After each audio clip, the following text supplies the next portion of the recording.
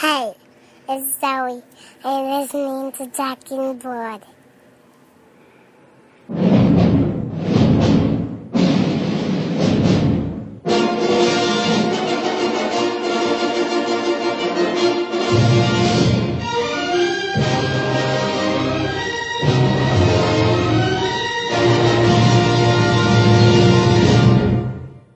A long time ago, in a galaxy far, far away, a great adventure took place.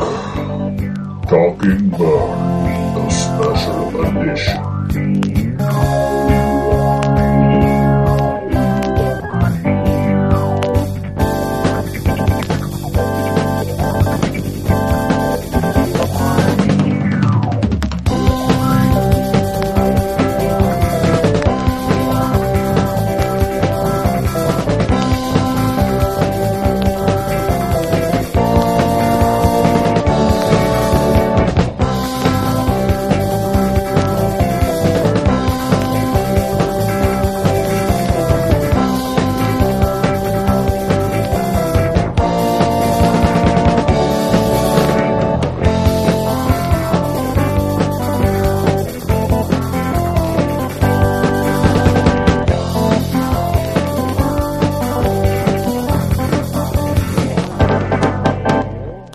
Hello, and welcome to Talking Bird, the special edition, episode 7.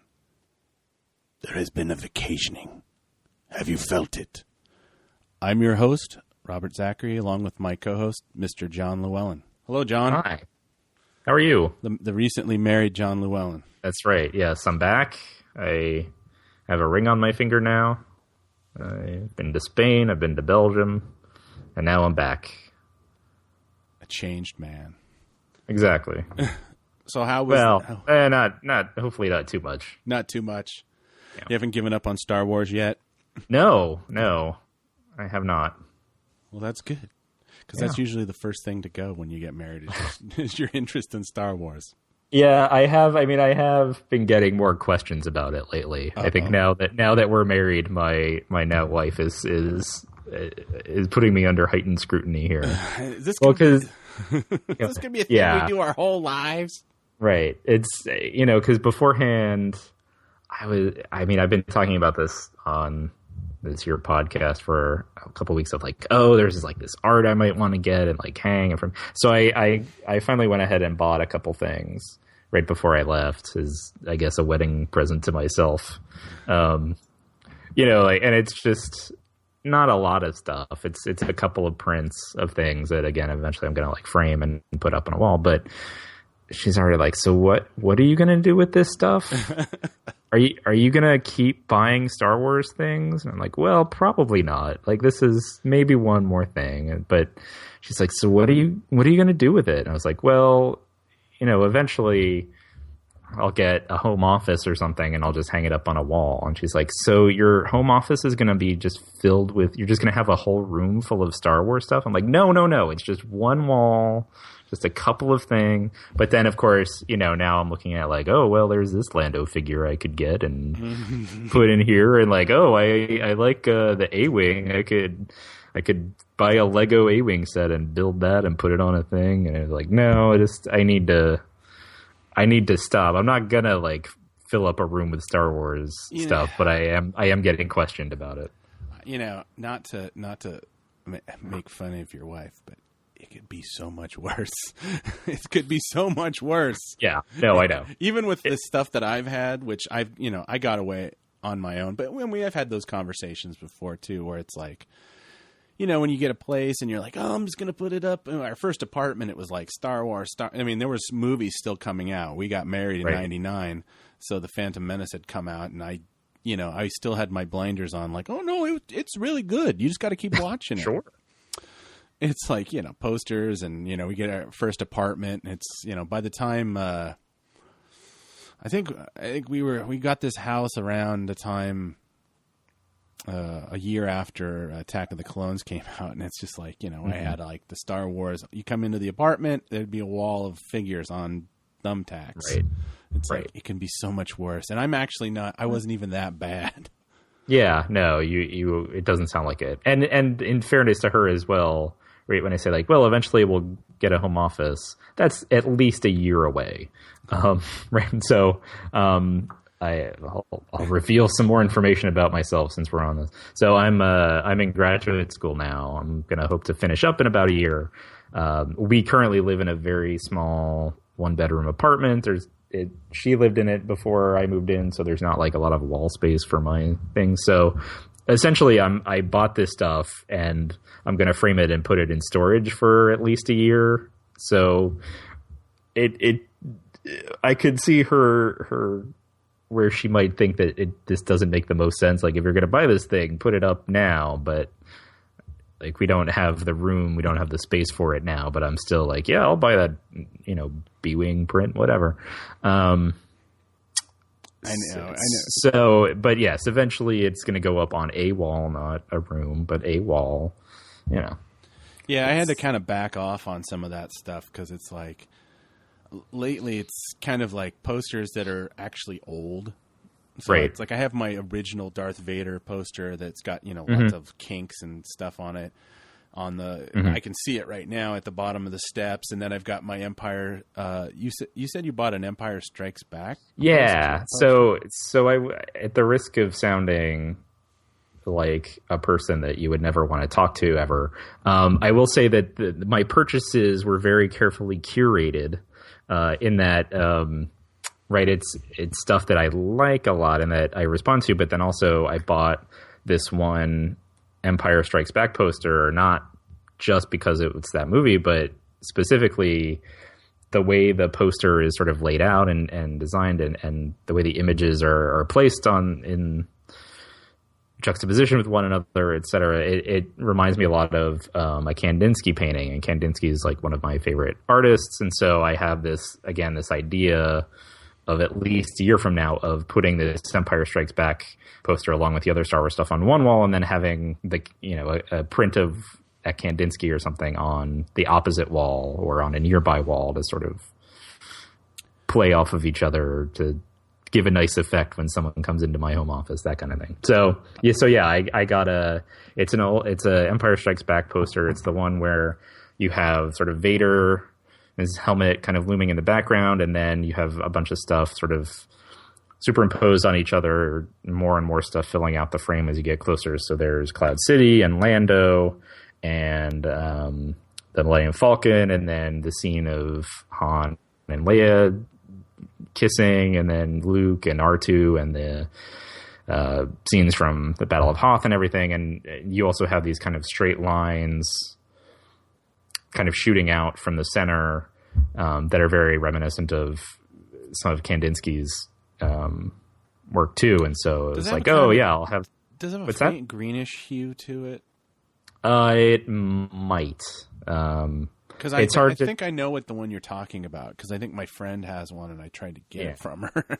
It has, I think it kind of, there's some green on part of it. I think it kind of fades between different colors, like a purplish kind of color and a reddish color and a green and a thing. But yeah, there's some green to it, yeah. Yeah, I've seen that one. It's kind of like, it's like almost like a reinterpretation of the original a little bit poster. Because I have one that's like, it's from Empire, but it doesn't actually have any words on it, and it's that same. It's got the Han tipping Leia back, and she looks like she's wearing like something. She's wearing like a dark black or something velvet thing, where it's like she never wears it in the movie, and Luke's up front. And Chewie and like a small Chewie and the droids. It was and like 3 TIE fighters. It doesn't say Empire or anything. And I got it from the fan club in like 79 because I was like a fan club member for 1 year because it was like super expensive. It was like $20 even back then. Oh, and you got all these. You got like in the late 70s. That's a lot. You got a patch and a poster and stuff, and that's. I think it's kind of based on. I used to be a name for all these different posters, and it's like like the one like when I was a kid, like all I really wanted, they call it the circus poster. where it's a layered effect where it looks like, the circus is coming to town of Star Wars, and they built it's how like they've been neat. Like it's been pasted and ripped and pasted again, and it kind of like collage. Yeah, style. almost like a collage, but and it was one of those ones that was so hard to find and stuff. And I used to do this thing when I was a kid, because Star Wars would come out every year for like a couple weeks. Before video was easy, so I would go to the local theater or the drive-in, and I'd say, "Hey, can I have that poster when you're done? Can I put my name on it?" And they'd go, like, "Yeah, sure." And I'd always come back, and they'd go, "No, we threw it out. They'd never save it for me." There was a great one when I was a kid. It was like probably '79, where somebody had very meticulously added glue and glitter on the Star Wars, and it looked fantastic, at least in my 8-year-old brain. Yeah, and it was like, I always wanted it. But I finally did, like, one of my old job, the guy he inherited all these posters, and they were all vacuum formed on not cardstock, but what do they call it? The foam core. Oh yeah, yeah. And he gave it to me, and it's like, but it's not the exact one. It's actually rarer.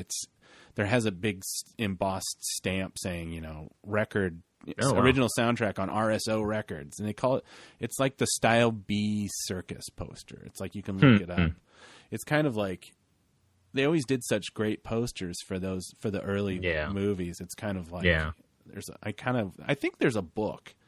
I don't know if it's out of print or not, but you can go out and find that. I don't know where I'm going. Going on. Well, I mean, I know those art of, like, the original Art of Star Wars books series. They had, very small reproductions of all the posters, but there are some really neat ones. And I remember reading, or a couple of them, I guess, because everyone's looking for Star Wars content now, but this was several weeks ago, probably a month ago. I can't remember which website, but they dug up some of the old posters that were done for the European release, where, like, there's stuff on the poster that has nothing to do with Star Wars on them. Like, there's some green monster running around, and, like, they're crazy. Oh, is that like the ones that are from Poland? Hungary, I think. Okay, yeah, where it looks like Vader's helmet. Oh, that's for Jedi, where it's like his head's exploded. Yeah, and his chest plate is red. It's like blood red. Right, like, the visuals are amazing, but then you're like, wait a minute, that's never in any of these movies. Why is this on this poster? And it's because the artist was just like, it was a space movie. I just thought I'd draw some cool stuff. Yeah, it's kind of like when if you ever see the Hildebrand, the brothers, I think, that did fantasy paintings in the 70s. They're like contemporaries of Frizette. I've probably seen them, but without knowing that's who did them. If you look at the Luke and the Leia, like, it's their faces. It's like weird kind of things where it's like, it doesn't look anything like Luke. It looks like he did when he was, like, 29, when he was doing these paintings, and you're like, wait a second. But they're so great. It's just kind of like this impressionistic. I'm no art expert, but just the kind of, you realize that the movie poster is kind of a lost art form. There's so much of it's now just kind of like photoshopped images, and and also, well, I'm promoting another podcast, the Star Wars podcast. But I remember, like 6 months ago, maybe even more, I stumbled. Rebel Force Radio had done an interview with a poster artist about this guy, and I found out I actually have this poster in my office, and I didn't know the history of it. It's a 10th anniversary Empire Strikes Back poster, and you can look it up sometime. And this guy told the whole process about how he had been hired to do the original Empire poster, and he spent all this time, and it was like this. He had been going through a rough time, and it had been incredible validation for him to actually, because being into Star Wars, like the first movie or whatever, it's what got him serious about doing art. And then like, oh, they're going to use my thing, and then at the last minute they didn't. And it was just, it was like this thing that, like, just crushed him for like 10 years until like one day he got a call from Lucasfilm, and they're like, yeah, you did that painting like 10 years ago. We're going to use that for the 10th anniversary re-release. And it was like this kind of great story about this artist. And it's a very kind of, it's very much of the time. It's like, it's almost looks all the lighting almost looks like it's neon, and it's just Darth Vader and Luke, and it's kind of hard. You kind of have to just look it up. It's called the 10th. You can look it up at your own leisure. It's the 10th anniversary. Oh yeah, I'm looking that up now. And yeah, that's really neat. It's the artist, it's such a great story. It's actually, if they still have that show in the feed, it's actually worth hunting down and listening to. All right. Kind of the process about, you could spend so much time on these beautiful things and then they don't get used. So, anyway. Right. Anyway. No, I mean, it's, yeah. And two, I mean, you're talking about sort of the lost art of movie posters. I mean, there's that, I mean, this is true of the movies themselves too, I think, where they're now with matte paintings and backgrounds, animation and everything, you largely do that on a computer, and you're still like sketching stuff out, but they have, they have the equipment now that you're essentially doing this digitally, and you're doing these digital matte paintings, and there's still this romantic notion of, the artist sitting down and there's like an easel and they're, doing little character studies for everything, and then they have this easel with their palette of paints and they're kind of painting it out. And yeah, that doesn't exist anymore, but there's that still kind of romantic notion of that's the way it's supposed to be. I used to have I probably still have it somewhere, but Starlog magazine, which was the Star Wars nerd magazine, right, for the old folks like me. But there was a great cover of I can't remember. I think it was Peter Ellenshaw, because I think he was the son of Harrison Ellenshaw, who did Ellenshaw or something. I think you flipped him. I think Harrison was Peter's son. Okay. And but yeah, I know what you he's mean. Painting the power coupling. When what do they call it? When Obi-Wan Kenobi has to scoot around the edge of something to turn off the power so they can escape, and it's like just this amazing, like how much of that was just a static painting in the long shot, and it's like that they can't do that anymore. I mean, it's just not cost effective, but it's kind of like I wonder what the Force Awakens poster is going to look like. Yeah, I wonder too. I mean, I think I've seen some like fan art where they kind of recreate some of the old posters in terms of like the positioning and the poses for the characters, but using, for the Force Awakens, so using, like all the new characters, Kylo Ren and Rey and whatever. But yeah, I wonder if they're just going to go I'm sure the initial ones will just be very minimal, and probably not show much at all. But then I wonder, they're going to want to show off whatever new ship designs or, planets or whatever else they come up with. They're going to want to like show those off, in the promotional artwork, I think. Yeah. I mean, it's such a classic legacy that they have to dip into. I mean, I guess if I'm trying to guess J.J. Abrams' mind, which I have no qualifications to because I know very little about the guy, but it's like for Star Trek was like, oh, it's all about they know we're changing everything, so it's all about mystery and stuff. But I think it's been well established that people do not want a terribly large amount of like textural and mood change in Star Wars. So I wonder if maybe he'll dip into that tradition. I mean, it's not like all of a sudden he like had Michael Giacchino do the, I only work with Michael Giacchino and so he's going to do the Star Wars music and it's going to be like, synth samples and drum loops. Which I mean, well, that's part of it. So I read a bunch of stuff. I read a bunch of Star Wars books while I was away, and so I was thinking about Star Wars a lot and thinking about the upcoming movies. And we're less than a year away from Rogue One now, and I think I've kind of made a kind of peace with Episode 7, or at least I've gotten back to the point where I have like zero expectations for the movie, and so whatever happens, I'll just react to that. But there's something about there's something about Rogue One that just, I'm nervous. I'm like really nervous about this movie. And I think it's what we're sort of talking about here, where they are kind of starting, not from scratch, but they are bringing in a new composer. They're bringing, it's something that hasn't ever been done before. And in a way that's good, right? You want to keep that kind of creative energy,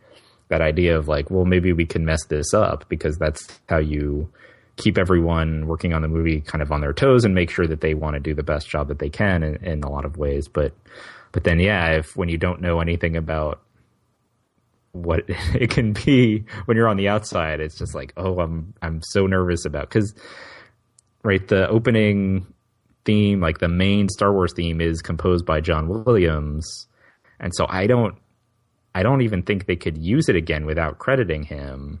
Right. And I doubt they're going to do that, and so we're going to get something entirely new. And so you don't think they're going to? No, I don't know how I'm going to feel. I don't know. I mean, obviously they can't do the 20th Century Fox, because Fox. I mean, they've even removed those from the digital editions of the movie, so we know that's not going to be there. But the Lucasfilm has got to be there. The Lucasfilm will be there, and it's considered. I guess they consider Lucasfilm a separate, entity that's owned by Disney. So you're not going to get the When You Wish Upon a Star opening that a lot of so I don't think they're going to do that, because I think they know that they don't need to do, because they don't do it for the Marvel movies, right? But I mean, what's no? The tone? I'm talking about there has to be a crawl, right? I mean, it has to be the opening crawl. I was thinking about that too. I don't know. I wonder if they're just going to reserve those for the episode numbers and say, like, okay, these that are all in these different trilogies, like that's where we're going to keep the influence from the old serials, and so we're going to have a title crawl and everything. But maybe for these anthology films, it's an anthology. They're going to let the director kind of do whatever they want, and some of them might be more faithful to that idea, and some of them might not. So you don't think? So you don't think there's going to be a house style? I wonder. I mean, it's so. One of the books I read was the Chris Taylor "How Star Wars Conquered the Universe," which is really good. Yeah, I read and I really liked it. Yeah, I know you've read it a while ago, so now when you mention it, I finally know what you're talking about. I mean, well, I should say, it's been long enough for me to forget some of it. So. Yeah. Well, a lot of the stuff in the book isn't necessarily new to people who have read other similar kinds of books. But if you're a person that's like, you're maybe listening to this show because you're a friend and you're like, I don't really care about Star Wars, or I don't even know where to jump in. That's a really good book to kind of get you an idea of just like the history of not the characters, but of how it was made and the financial and the aspects and the setbacks. There's some chapters that are like, okay, this is what making Empire Strikes Back was like. But then I think a lot of the value, and other people have pointed this out too, but a lot of the value does come in those other chapters where he kind of puts everything into perspective, or maybe goes out and hangs with a particular group of fans and tries to suss out, like, okay, so why are they into this? How do they get into this? And then, what is, if you are not these people, you're not super into it, like, can you still engage with it, with Star Wars as a thing, or do you have to like get that super deep into it? So to go back to what I was saying earlier, one of the things he points out is that, Lucas for a while had this same idea too, that, he was going to step back and not direct, maybe even the prequels, but he was going to sort of farm out, directing, writing, whatever duties to other directors. And it would be sort of like the James Bond series in a way, where you just have this ongoing thing, but then you have different directors come in, and there's a house style in terms of the way the story is structured, but there's not like a house visual style or anything like that. And, there's so the I can, and the big opening sequence, and then there's the a certain type of title sequence, for a Bond movie. And so with Star Wars, and I think certainly having J.J. Abrams do Episode 7, like they very consciously didn't want to start running off in that direction immediately. But now with Rogue One and whatever the other anthology movies end up being, I wonder if that's where we're going to see them sort of move in that direction and say, okay, we're going to give this to Gareth Edwards and see what does making a Star Wars movie mean to him, and then we'll give this other movie to someone else, and then they can do what they want with it. And then in some ways that does make it a little more interesting, because then you get all these multiple interpretations the same way that we've gotten with like books and comic books and video games and whatever else, but now you're getting them in movie form. But then on the other hand, right, there's all this kind of, saying that you're watching a Star Wars movie, it like means something in particular. Like you have certain expectations of what it's supposed to look like. And I think I'm personally nervous, but I'm not going to like, if I don't like Rogue One, I'm not going to say that my childhood is ruined and that I'll never, I'm going to burn all of my Star Wars stuff or whatever. That's not what I'm saying. But I think there are a lot of people who, they have all these expectations and they're very heavy, and I think it's going to be a big adjust. I think Rogue One is where the big adjustment is going to come in for people of like, okay, this isn't the way it's been working for a while. And what we get out of a Star Wars movie is going to be something new now. Yeah, I mean, I think, like you said, I think there's kind of these, at least for, I hate using the term older fans, but, people have been there pretty much since the beginning.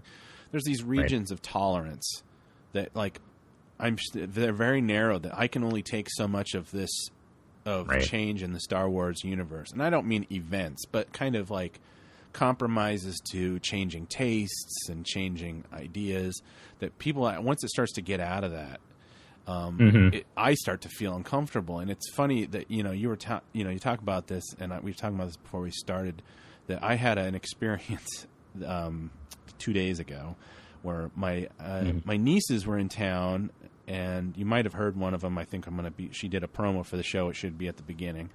But it was kind of an unexpected visit, and they came and they stayed.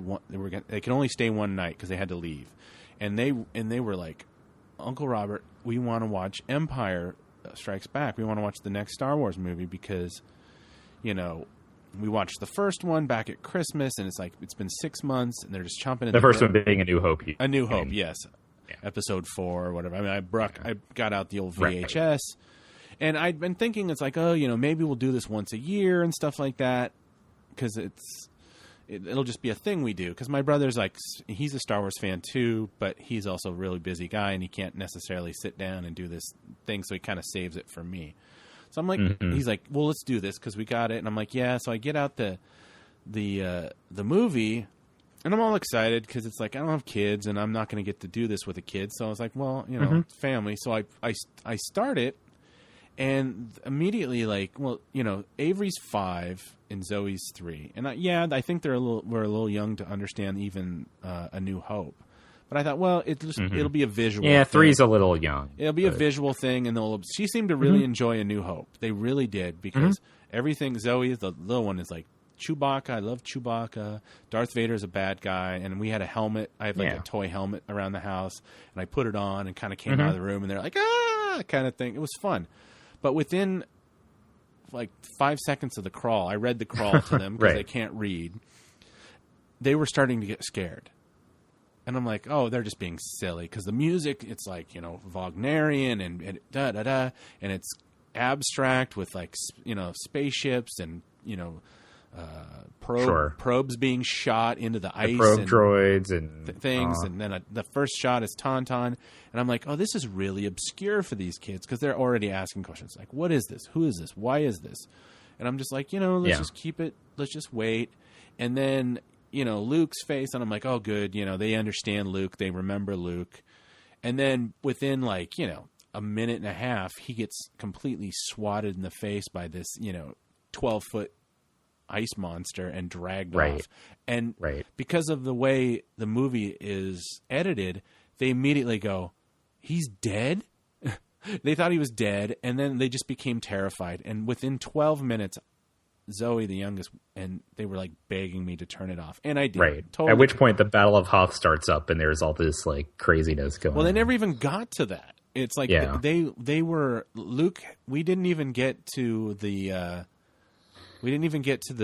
snow speeders finding Han and Luke. They assumed that they were dead, and of course, I completely misjudged that. I I just grabbed the Blu-ray because out of all the original Star Wars, the Empire Strikes Back is the least tinkered with. So I'm like, I'm all right with showing them. And even now I'm thinking, does it really matter if I show them the tinkered or untinkered ones? But, you know, there's a very explicit scene with a Wampa, like, you know, eating bones and spit and blood, and it's just like, what did I do? What horrible thing have I done to these children? And and this was mind you, listener, this was with the complete consent of my brother, so it's not like I was trying to trick them and saying, like, let's just power through this. Because the minute I realized that they were not happy about it, I turned it off. But it was like, I started to think about this. It's like, you know, Star Wars has become like the way things are shown to people. It's not a thing where it's not like, oh, well, you know, we have to preserve the idea that the secret that Darth Vader is Luke's father into an appropriate time for the child viewer to watch. Because, you know, Lucas, he had consulted with psychiatrists and stuff. Now it's like they exist in a world, you know, 6 movies, 2 television shows, countless. Everyone knows how it works. There's literally a book where it's just like, we were looking at this at the bookstore yesterday. Thank goodness these kids aren't off the Star Wars. They just didn't want to watch Empire. That it's like, you know, it's like a kid's book, and it's just like Darth Vader hanging out with Luke as a father, and you know, him buying ice cream for like a little Han Solo, and you're just like, you know, part of me is just screaming like, this is so inappropriate. And then the other part of me is realizing, you know, this is Disney marketing in the 21st century to people that aren't gonna, where the idea that, you know, you have to hide the mystery of, you know, is Darth Vader Luke's father, and, you know, who Yoda is, and, you know, stuff like that. It's all kind of taken off the table now. We almost looked at each other, my brother and I said, should we just get the Phantom Menace and put it on? Because, like, they're going to, like, yeah, maybe there might be some scary stuff at the beginning, but when Jar Jar shows up, they're going to chill out. They'll be like, oh, it's this Jar Jar character. And it's almost like George Lucas was kind of right. He kind of, like, noticed that, well, I'm not saying he's right on all things. You can continue your thought. But my point is that the idea that, you know, if his thing's going to survive through the change, kind of the changing of, like, you know, the idea that, you know, 100 years ago, it was pretty common in, you know, when kids were growing up in, like, Germany to read these Strossel Peter books.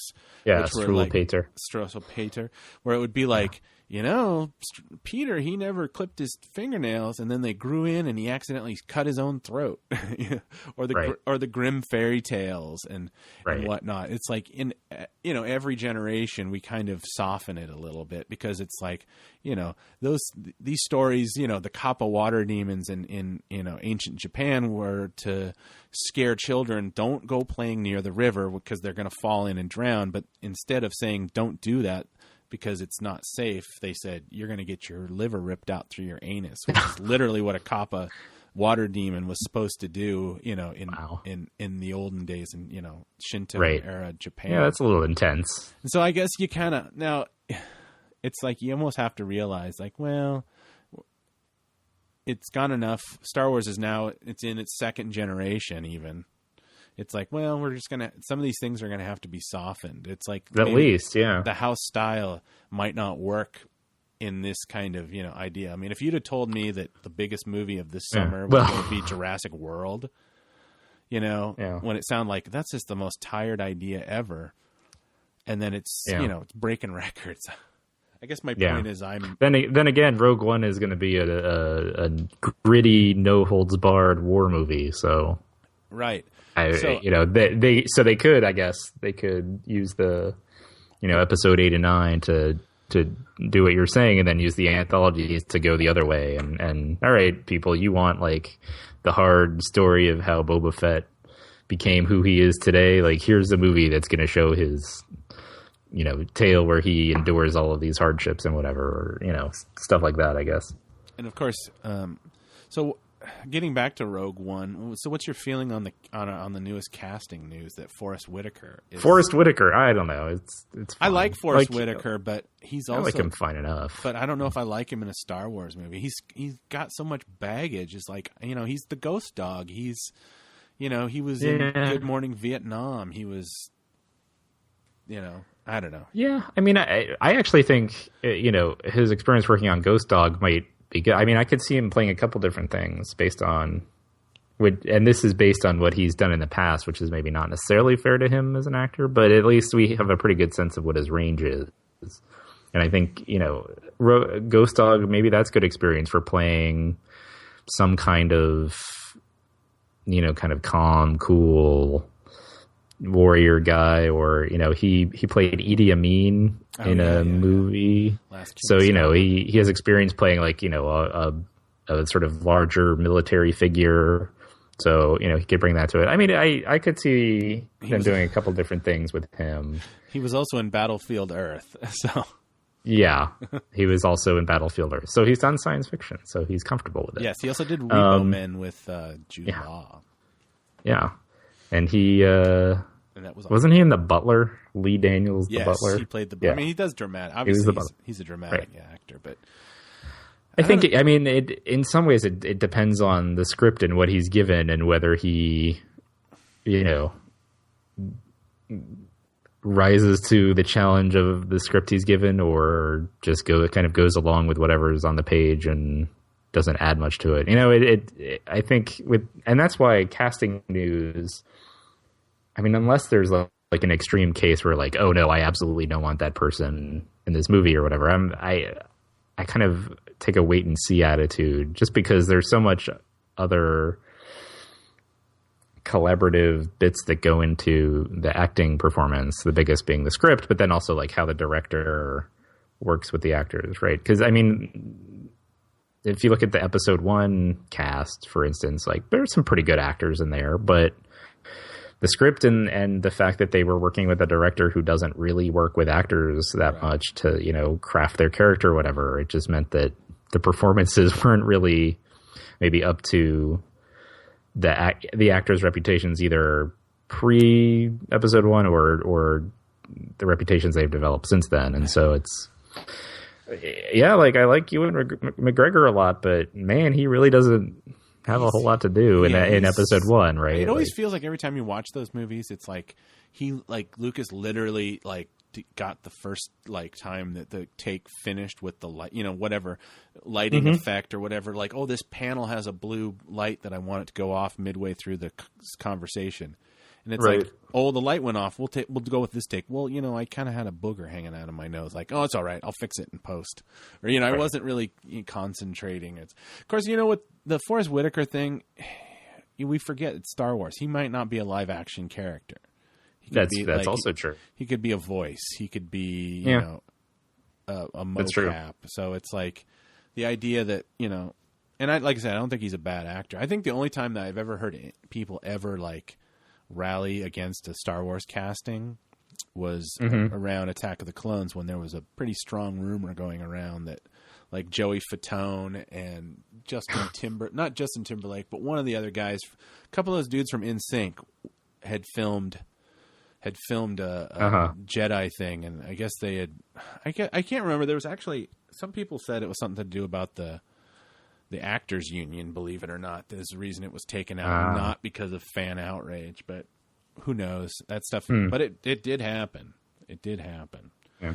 But I think that's the only. Well, of course, J.J. Abrams gave us Tyler Perry in the Star Trek movies, and he was fine. Yeah. But it was a surprise, to people the first time they saw it. But if they had announced, 6 months ahead of time, like, oh, by the way, Tyler Perry is going to be in the Star Trek movie, people would have flipped out. Yeah, it's true.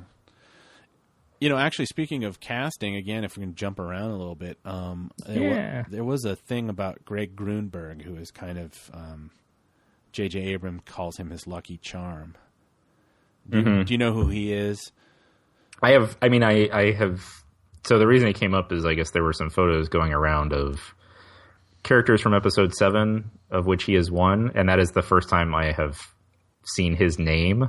He looks vaguely familiar, but I don't. He was on Alias. If you say Greg Grunberg, like, I don't know who that Yeah, he's is. not. He was on Heroes. If you ever watched Heroes, I did not. yeah, So that's... he's not. He's not like.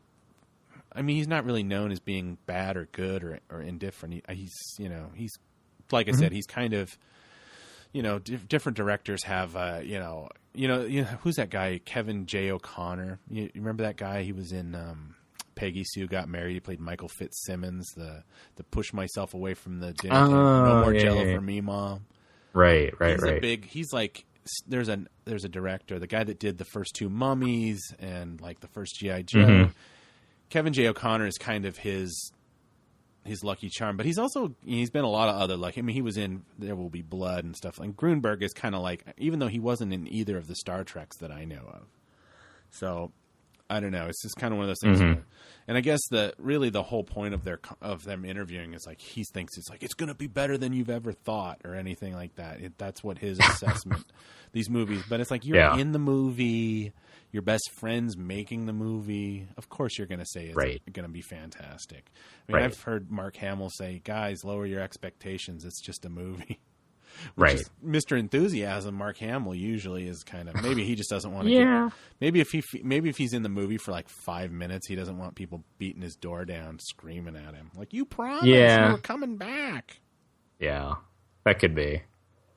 I mean, Mark Hamill's older now. I guess he always kind of had a healthy amount of distance from the movies in terms of like how he interacted with the fans. Like he was always, fine with saying like, that's a character. I am not that character. Like I do other stuff. Like that's a movie. I mean, as much as, he interacted with fans and stuff, I think he was always happy to say like, it's a movie. That's a role. Like we're going to do other stuff now. So to hear Mark Hamill say that, like, I think that's probably in keeping with. Right. Well, it's his approach in the past. Like the whole idea that Harrison Ford just like, leave me alone. I don't want to talk about this stupid thing. Yeah. It's like it's kind of a nice balance between that and then Carrie Fisher or who'd be like, I was high the whole time I did that, so you're gonna have to remind me. And then Lando.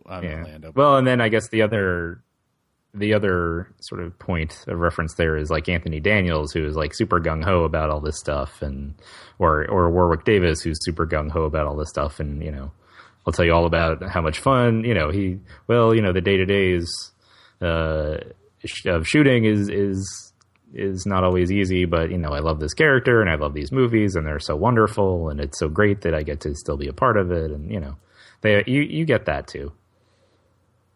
So we also have some. I think we have some more notes about this "How Star Wars Conquered the Universe" book that you probably like to go. Yeah, through. I mean, I guess since you said you don't remember that much about it, I'm not going to go through point by point. Yeah, but I would say that the big thing is, and this also came up.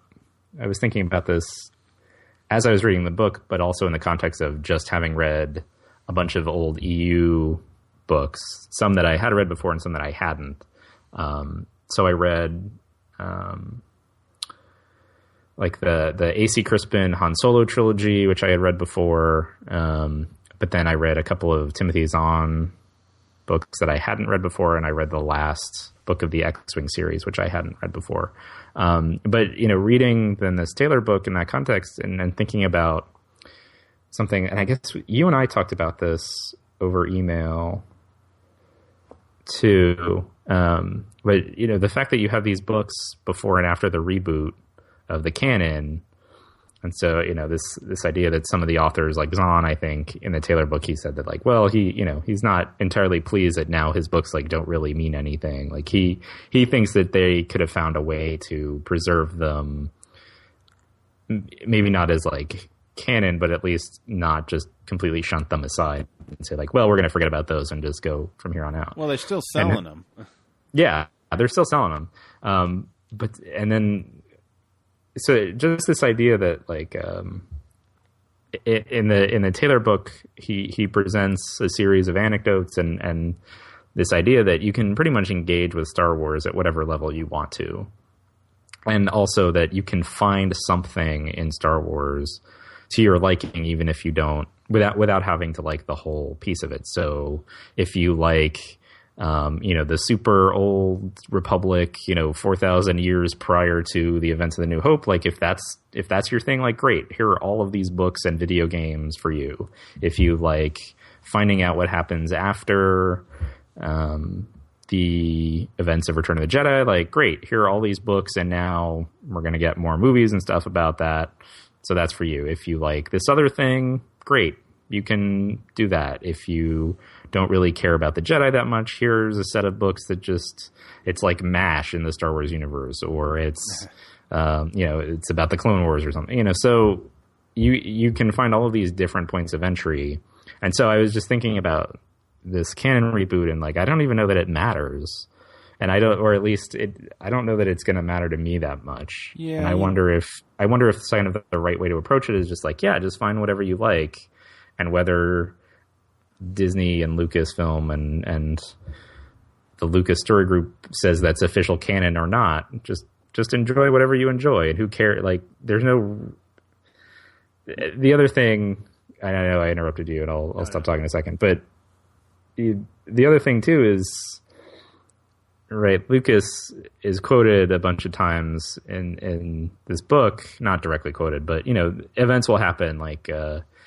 someone who worked in the marketing department or something, like, married R2-D2 at a convention one year, and or the 501st Stormtrooper Legion, or all of these other things will happen, and then they'll check with Lucasfilm, and George Lucas will hear about it and say, like, well, they know this isn't real, right? Like, just as long as they know that this isn't real, like, then he's fine with them doing that. And so it's the same way with this canon stuff. It's like, this isn't real anyway. So I'm not sure how big of an issue, like, what is or isn't canon should be. Yeah, the more I think about it, you just kind of have to let it go. It's like, if they can, it's actually really cool, because in reality, you can't have 3 origin stories. It's like, you went to this high school and you were born in this town. At least with this kind of things, it's like, yeah, you can, like, okay, this is Boba Fett, the Bounty Hunter trilogy that K.W. Jader did. It's like that. Right. Those are some fun stories, and then it's like to just toss all that out. It's like, I think people are intelligent enough to support multiple narratives in their brain, and being like, because Star Trek has existed since 1966, and it's like I never picked up any of those. I love Star Trek. Maybe not as much as Star Wars, but, I never got into reading any of the books.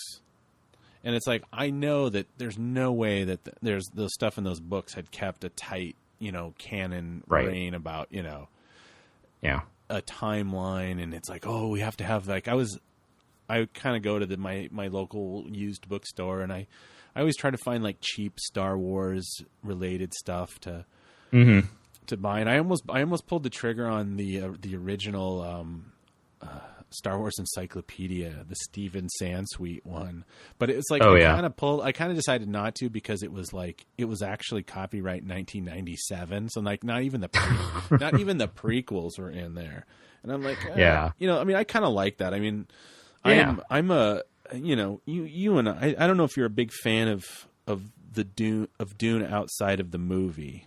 Were you I like the first trilogy of books. Right.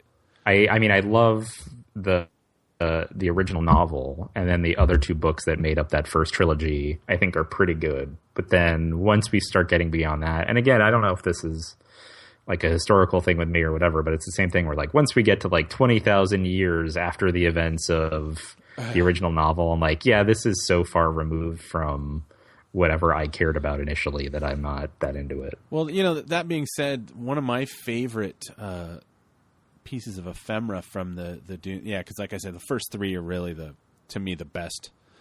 Actually, the only thing you really need to bother reading, up to Children of Dune, is that there was a friend of Frank Herbert's that crafted an entire encyclopedia of Dune. And it was only, I think I think they had only done it up until, I think it came out about the same time as The God Emperor of Dune. So whatever year that was. And it's like, it's a huge book, and it's all, considered, it's all considered, bupkis, because when, it was all creation, and I used to check it out from the library all the time, and it was always fun. It was actually, sometimes it was more fun than reading, like, say, God Emperor of Dune, because they have like the 28 different versions of Duncan, Idaho. You know, this Duncan, Idaho only existed, you know, the Golas, aka the clones in the books. Yeah. It's like the 32nd Duncan, Idaho only existed for 2 minutes because the God Emperor Leto II crushed him with his tail or something. It was that kind of stuff. And there's literally entire articles about contraception in Fremen sieges and stuff like that. It's just like you can really nerd out to it. And I was like, you know, you're reading it and it's like you think like, oh, well, I'm kind of learning something, even though you should really probably be reading real encyclopedias about things that really happened. But so you get into this and you have this book, and then one day, you know, Brian Herbert, his son, gets together with Kevin J. Anderson, also a guy who's kind of written some of my least favorite Star Wars EU listen, books. I've been thinking a lot about that guy in Jedi EU Academy books, or Darksaber. Yeah, we can move on, but yeah. But so anyway, so Brian Herbert and Kevin J. They Anderson wrote basically go, nah, that's none of that is, you know, none of that counts. And they didn't, you know, they contradicted every single one of it.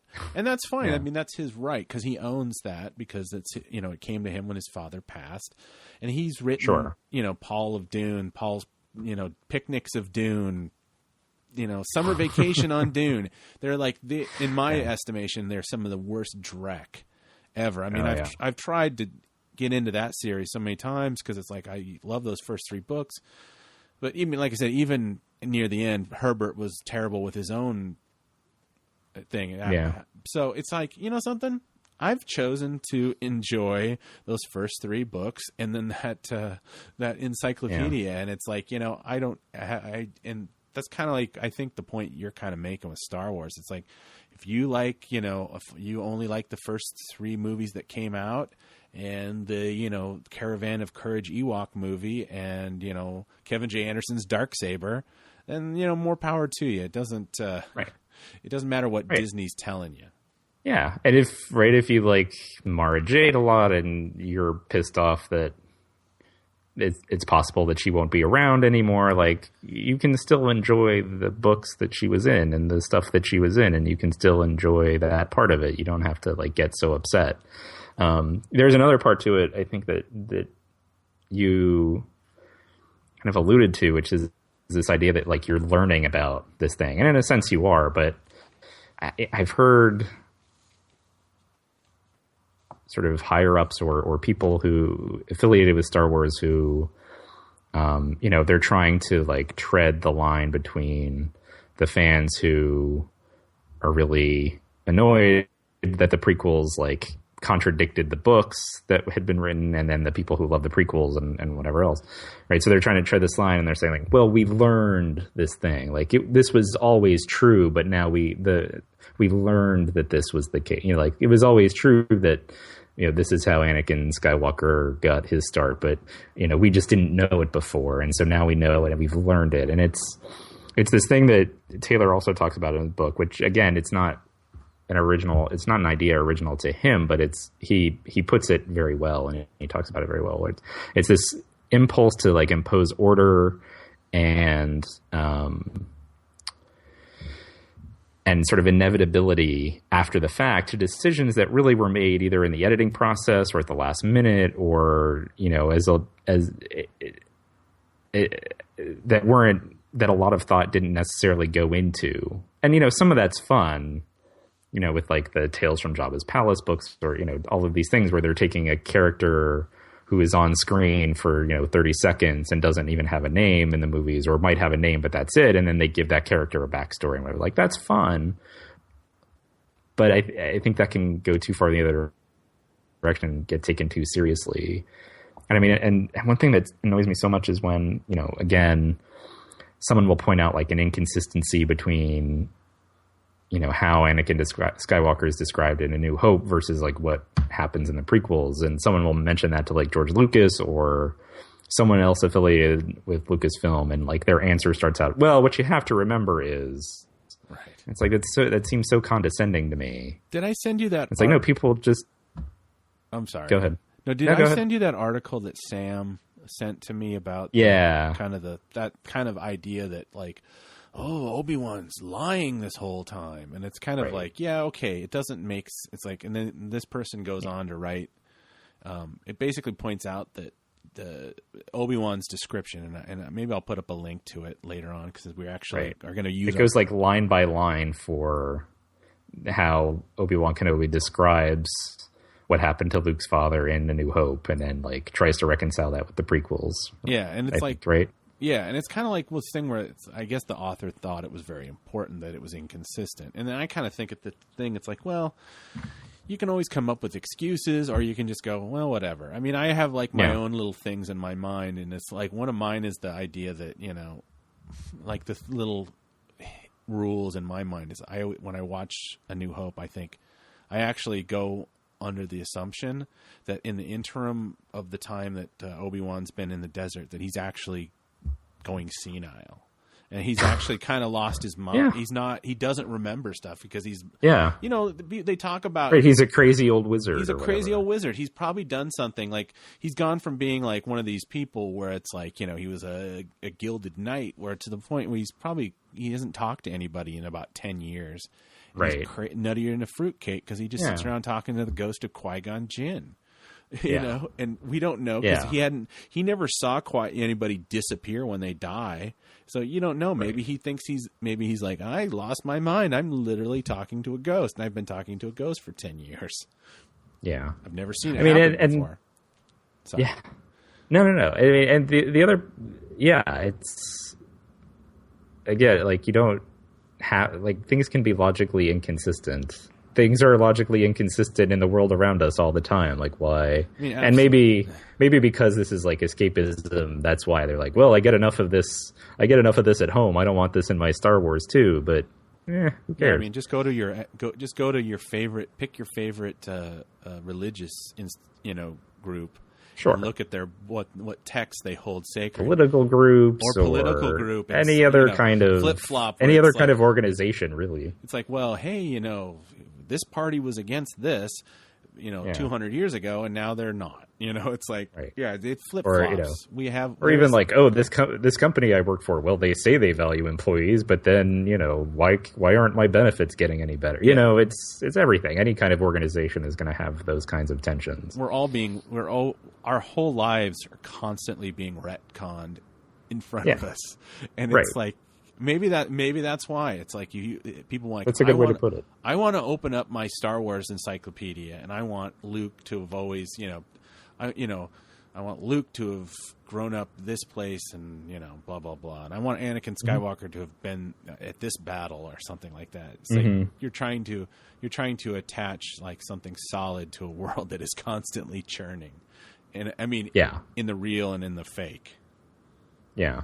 And the other thing too is, and I'm a big fan of like process and learning about process, and I think you are too. Yeah. But I mean, the other piece of that is that when you impose that kind of order or inevitability, and you say like, well, it was always meant to be, right? You're sort of doing a disservice to the creative process, and how this is kind of a thing where like, well, someone did this bit and someone did this bit, and the script was like passed back and forth between George Lucas and Larry Kasdan 20 times until, they finally worked out the problems, the story problems they were having in this one scene. They finally worked it out like 2 days before they shot it. And, to say like, well, it was always, we just learned that this was always true. Like you take out that kind of interesting aspect of it. I mean, and that's, one of the things that I like so much about the movies and particularly the original trilogy, just because you had more of that collaboration going on between Lucas and whoever was directing the movie and whoever was writing the movie and everything else. But, between Lucas and the writers and the directors and ILM and John Williams and whatever, like it's just, they're great monuments to the creative process itself. Right. And so to kind of ignore that or to act like that wasn't part of what made this thing that you like so much, I don't know.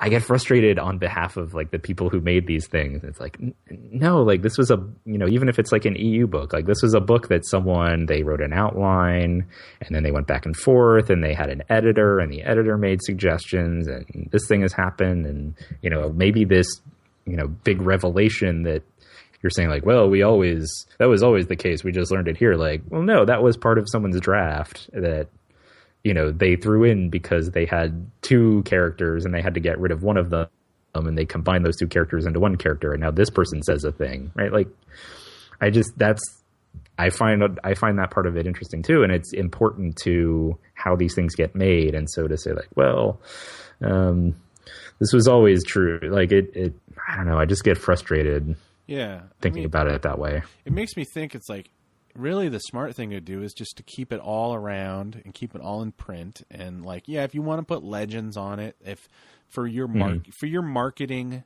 situation that you need to point out like, well, this isn't going to be referred to in the new movies, that's fine.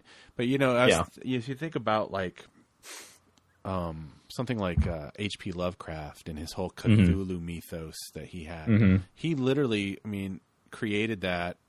And as a thing that's like, oh, you can do whatever with it. Yeah. You can add to it. You can subtract from it.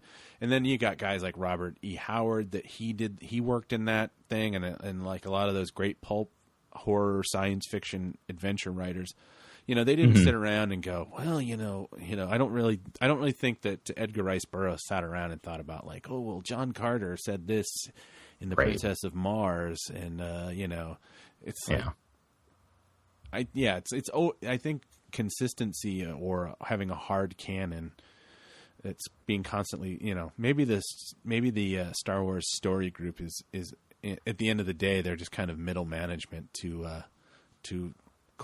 take a phrase away from Mark Maron's interview with the president.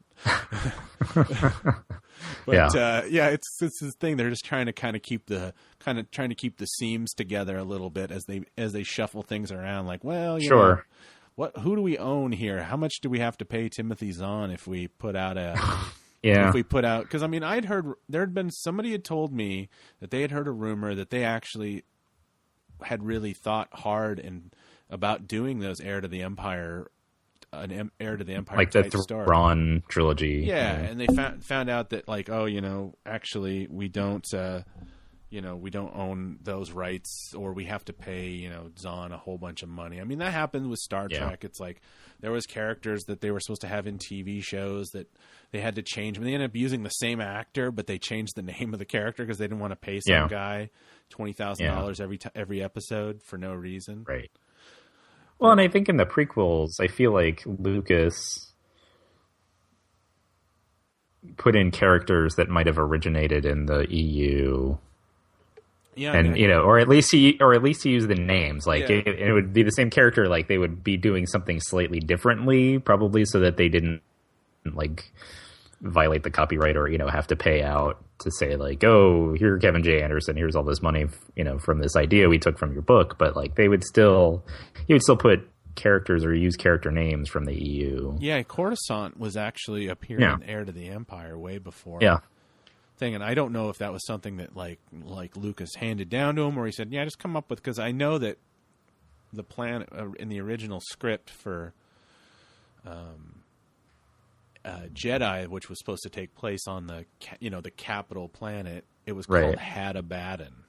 So I know that obviously there's been change. If you go and you look in some of the books that came out, like they'll pop up and look at all the behind the scenes history of the Phantom Menace, and it was supposed to be quote canon. There was pictures of like Bail Organa, and it was like it was like some weird looking white dude with in a white suit with kind of with rosy cheeks. It was like this is supposed to be. He was supposed to be.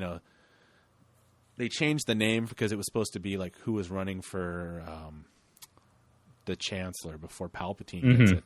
It was going to be. They said, was it Bail Antilles, an alien team, and it was supposed to be Bail Organa had been up against Palpatine, which I think they were going to try to make. Oh well, him and Palpatine have always hated each other ever since this election or something. Sure. Which it was a good thing that they were able to. And he said, "Oh, I'm going to push that don't want to introduce that until, he shows up in the second one, right? Yeah. Yeah. Yeah, I know he's in the second one.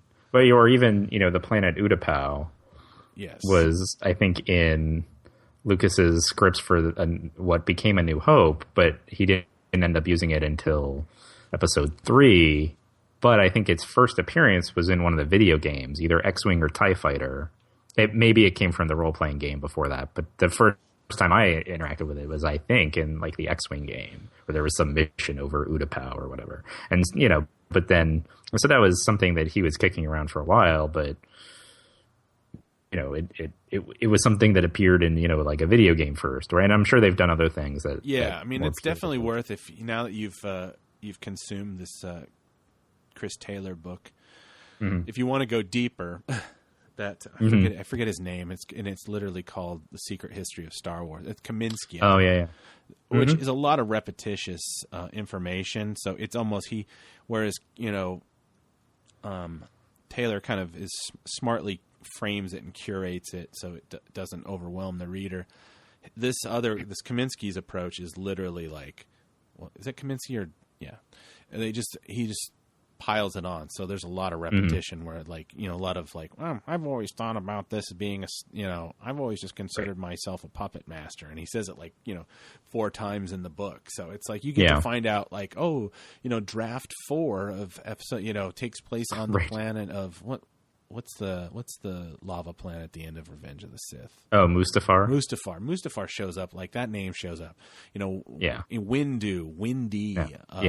Lucas basically can't ever throw anything away. I mean, that's repurpose it. It's kind of like the whole idea when people always talk about that, the reason Quentin Tarantino had one long script, and he actually it was like he used it like a gold chunk, and he took a chunk off of it, and some of it was Reservoir Dogs, and then he cut off a little, and it was Pulp Fiction, and then it was True Romance, and then it was there was one other one that he had it was he just cut a little bit off, and kind of Natural Born Killers, and he had cut these all because they have all these the name Scagnetti and Alabama, and all these names keep showing up in these things, and it's very similar. I mean, I think a lot of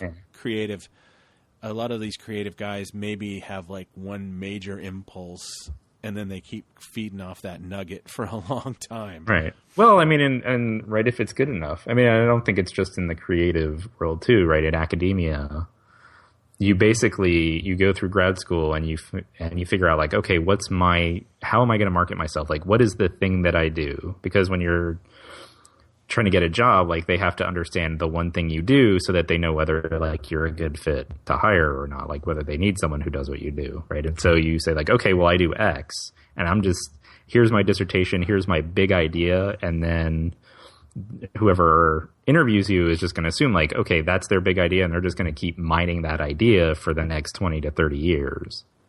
And they might take bits and chunks of it and expand this part and not focus so much on that part, but they're just going to keep mining away at that idea, that whatever that big idea is for the rest of their career.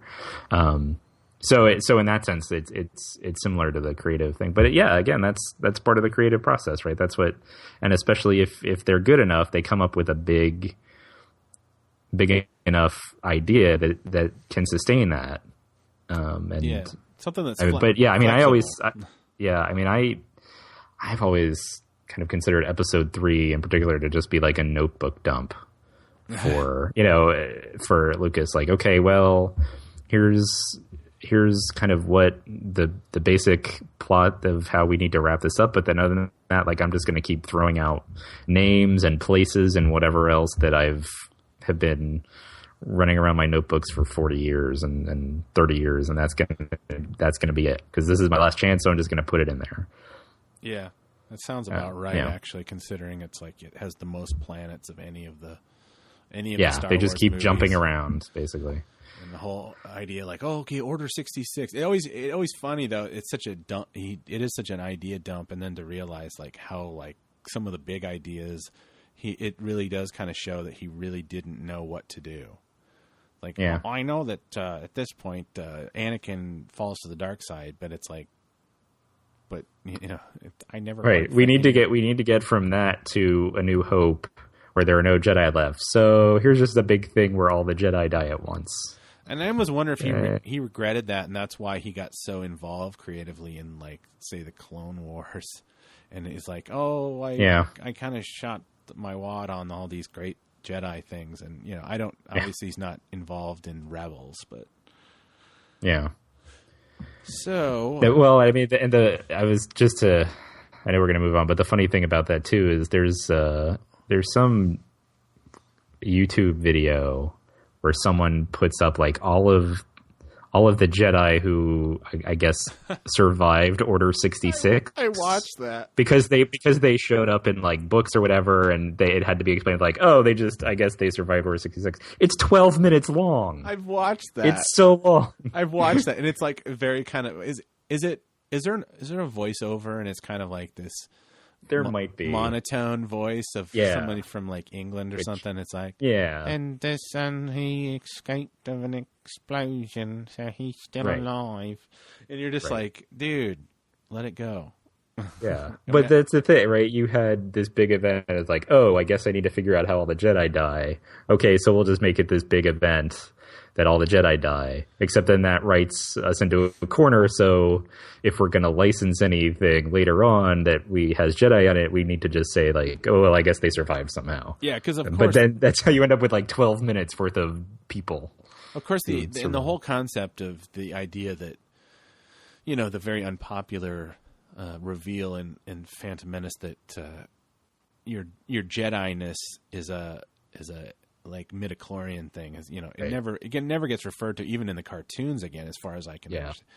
That the biggest thing that they have now that they've closed down the Clone Wars is this Rebels, and the whole idea that like they go back to the very EU concept that people are force sensitive, and it's just and it's not like a thing. It's not like a scientific thing. It's like a thing like like all of a sudden somebody will like, I sense that you might be force sensitive, and it can be quickly developed. It's like the whole idea that like, we're the Jedi.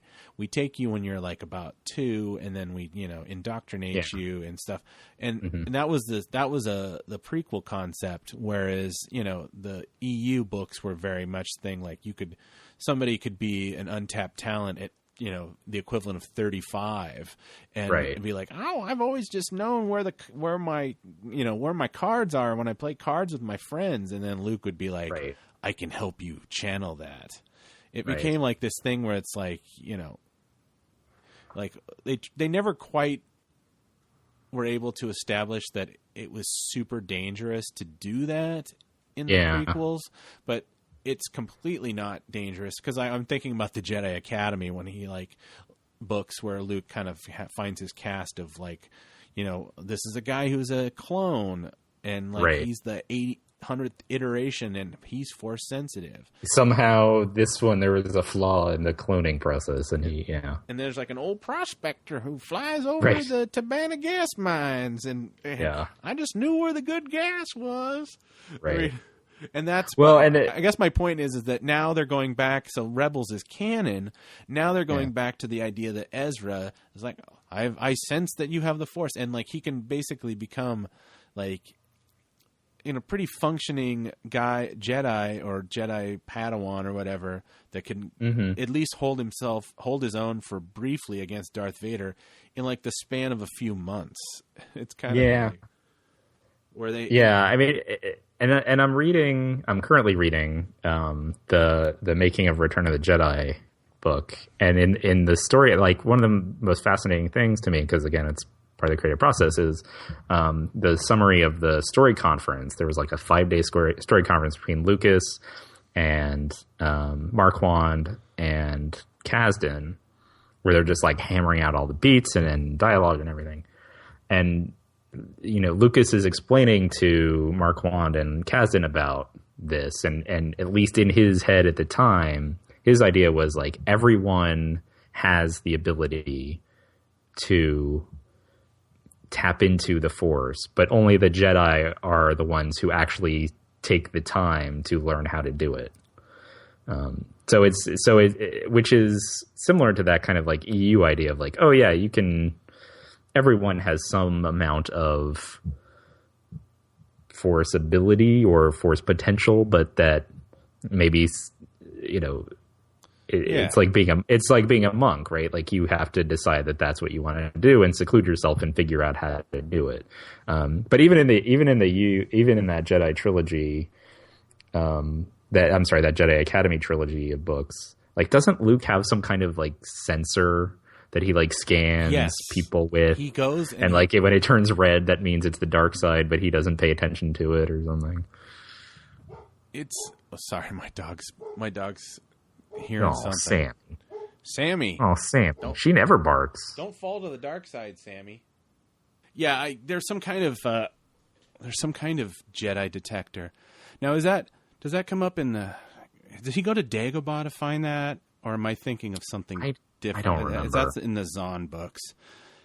Yeah, I don't remember. He finds the plans. I think it's been so long since I've read them. Right, it's been a very, very long time since I've delved into that. But yeah, it's this idea that like it's like, oh, you know, you can sense it. I mean, and if you go back to like really the only depiction, there's only two depictions. Empire has a lot.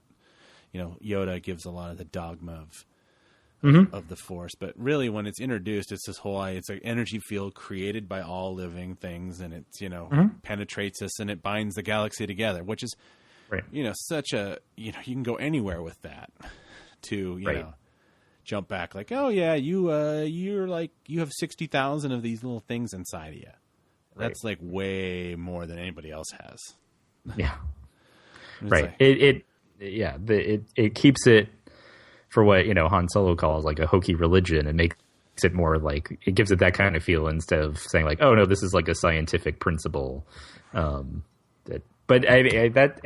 also is I'm kind of curious how they're going to handle that in Episode 7, where they're saying like the Force Awakens, but so is it that like all the midichlorians went away, or is it that like you still had these people around who were Force sensitive and were maybe really good at sports or whatever, but they didn't tap into it, or it wasn't recognized as being Force potential, and so they've just been dormant for all these years, right? I think they're gonna have to confront that at some point, I think. I mean, if we're making this grand assumption that the Force Awakens is about John Boyega's Finn character, it's like the dude's 25, right? I mean, it's like, isn't he supposed to be?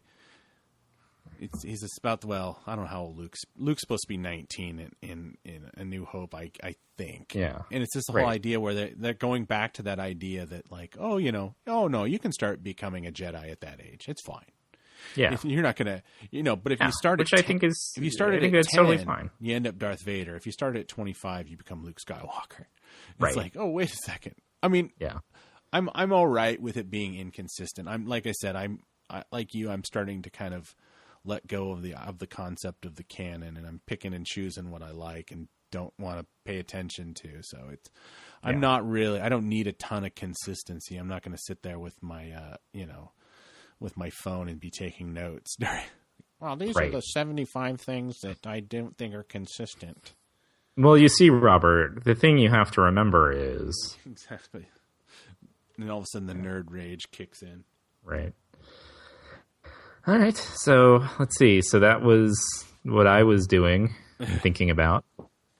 So while I was away for the last 2 weeks. Yeah, I mean, not a lot of stuff. Like I said, there was some images, the Greg Grunberg. I mean, this can be a little spoilery for people out here.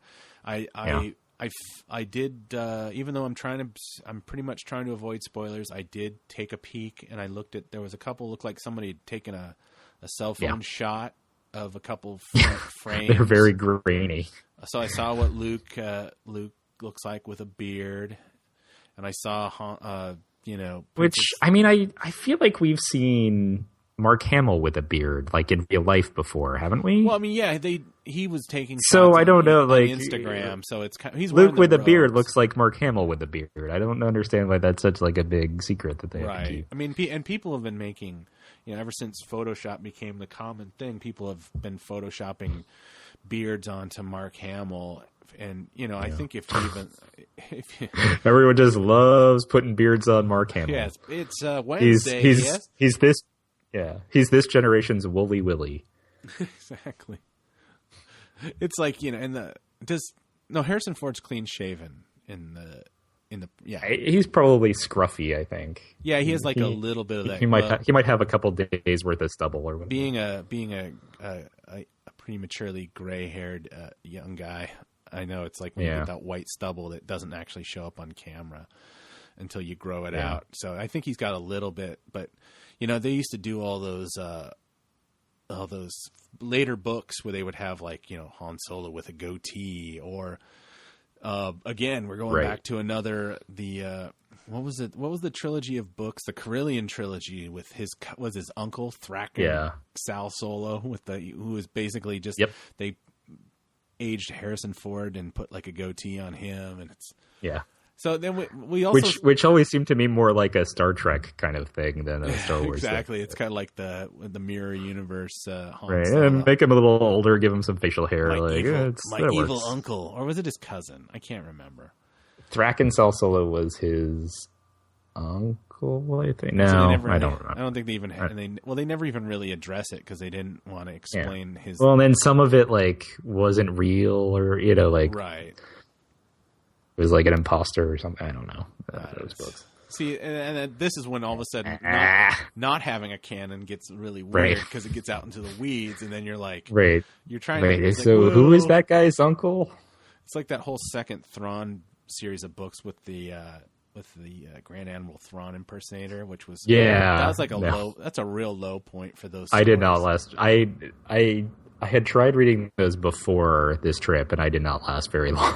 I think pretty much as soon as I got to that point, when the guy basically was like, "Oh, I'm going to hire an actor to impersonate him," I was like, "All right, I'm done here." And then he says something to the effect of like, "Oh, I really like it when I can sink my teeth into a juicy roll or something," and you're just like, "Oh, really?" And we're watching inside the actor studio in Star Wars film. We're done.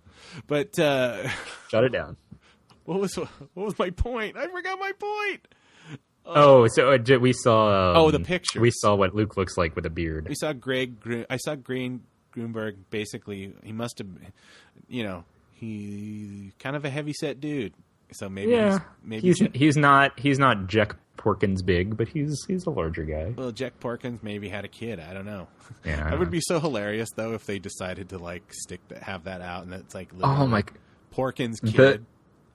I'm surprised they didn't do that in the X-Wing series of books, because like the first couple of books in that series, like everyone just loves talking about Porkins and how great he was and how much of a hero he was, and everyone loved Porkins, and I'm like, you just like saying this guy's name. You're just trying to rehabilitate his silly name. Yeah. They called a fat guy Porkins, and you're trying to make sure that it becomes something noble. It was the 70s, man. If you were fat, it's not where it was at. Yeah. Although I will say that the thing about that Grunberg photo, the article that you linked me to, and I swear I saw the photos, it referred to him as like, so they gave his character name, but then they referred to him as like, the infamous X-Wing pilot, and then his name, and I was like, am I supposed to know who that is? Like, you call someone infamous if they've like done stuff. But this is the first time we're ever hearing of this character, so I don't know where this infamy is coming from. Yeah, I was it's like, he's just playing an X-Wing pilot. Like, you can just say that. That's fine. Yeah, they're not going to have any. But like, was that name like has that name come up a bunch in episode 7? What was the name? I don't know. It was Gorwin. Oh no, I never. Yeah, like that's the first time I've ever heard that name. That's from something else. Right, like the Black Cauldron or something. Yeah, or like Dragon Slayer. Yeah. No. You know what it is? Yeah. It's from Krull. It's Corwin, because like the good guy's name is Corwin. Yeah, you're right. Oh my god. You're right. It's freaking Krull, man. We got Krull in our Star Wars. Go for business. Go to business. So speaking of character names, we learned Donald Gleason's character's name through these photos. He is called the General. The General. The guy you get your car insurance from. You can say the General is going to save you some money. Oh, I know. the general. Well, it's like, Yeah. we can laugh at the idea that, the bad guy Kylo Ren sounds just like Kybo Ren from the Droids cartoon, Right. and the general thing. But at least we won't have to blame and whoever came up with the expanded the name of the music that the band at the cantina was playing.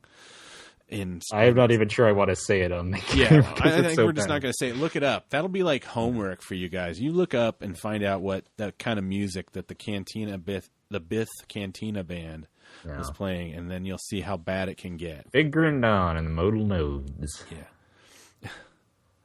Oh boy. Yeah. Yeah, and then I guess we saw him standing on a bridge, looking like us. It kind of made me think it looked like one of those cut scenes back in the 90s when they would do those hybrid Star Wars games that had live action with digital sets. It kind of looked like that. Yeah, the quality, the resolution of these photos is not the best. And the Carrie Fisher, there was a shot of Carrie Fisher wearing a very delightful ensemble that she must have got from a pattern from Red Book circa 1972. Oh, man, listen, Vanity Fair did that interview with the costume designer a while back when they put out the big Star Wars issue. Uh-huh. And I was into it. I was like, all right, this guy worked on Blade Runner. He's done all these movies. Like he's done good work. And yeah, I don't know, man. Yeah. I mean, it to be fair, it looks like something that she might have worn in like Empire Strikes Back in some ways, but I don't know if it's like the tailoring on it or something. Like it just does not. Yeah. I mean, she's not going to get into a gold. No, but no matter totally that's your job as a costume designer. Like no matter what the actor looks like, especially if it's like Carrie Fisher, like you're gonna make a costume that looks good on the person wearing it. Yeah, I mean it's 2015. People know how to compliment people's weaknesses in their physique. Maybe that was something they tried and maybe it slipped out and they never used it. I don't know. It could be. Yeah, it could be like before they did. It was, maybe it was from a fitting, and it was before they like took in all the parts that they were going to take in. But apparently, vests are still big in the Star Wars universe. Yeah. I was happy to see that. Exactly. That's something that never really caught on afterward in the real life. You don't see a lot of dudes wearing vests. Going back to the general thing, though, just like, yeah. I mean, the last like couple. Oh, you cut out again. What was your observation about the general? So we see the general interacting with another one of our villains, and it seems like they're on the same side. So we have at least 4 villains in this movie now, right? We have the general, we have Snoke, Kylo Ren, and Phasma. Oh yeah, Captain Phasma. Yeah, right? So that's 4 villains. That's a lot in terms of sheer screen time, because you also need to give screen time to Carrie Fisher, Harrison Ford, Mark Hamill, John Boyega, Daisy Ridley, Oscar Isaac, right? So that's like, I don't know, a bunch of people, 11 people maybe. So I wonder, my guess is that some of these villains are going to play very minor, and maybe even like Mark Hamill, like you mentioned earlier, are going to play relatively minor roles in Episode 7, and then sort of take on more and more significance as we go on, sort of like with the Emperor in the original trilogy, where he wasn't even in A New Hope, and then he was in Empire Strikes Back for like 30 seconds, and then suddenly in the Return of the Jedi you get the big appearance. So I wonder if, especially with Andy Serkis's character, I wonder if that's going to be sort of his arc in this trilogy, because that's a lot of people to give screen time to. Yeah, they probably. That's like I think I counted off 11 people. Oh, jeez, that is a lot. And considering like when these movies work best, they're small. They're actually, for being like the galaxy is our easel or whatever. Yeah, they work best when they're small and contained. Yeah. It's like right. Yeah. I'm sure they've had these conversations before.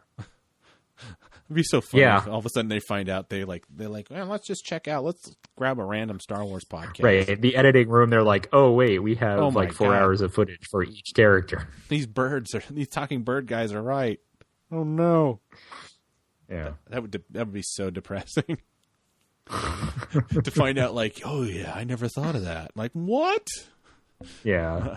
I have to imagine they've thought of this, and that's why I think, like, okay, there's probably a plan in place. Some of these characters will get a little bit of screen time now and more later, but at the same time, it's like, come on, guys. Yeah, Do we need 4 villains? It's their game to lose, right? Well, just from, like, the audience perspective, like, you have to focus on one, and if you're like, wait, so who's the real bad? Like, am I supposed to be worried about this Captain Phasma, or am I supposed to be worried about Kylo Ren, or am I supposed to be worried about this other guy? Like, I don't know. Yeah, I mean, I guess, though, if you think about it, if you would, like, say, well, how many bad guys are in, like, say,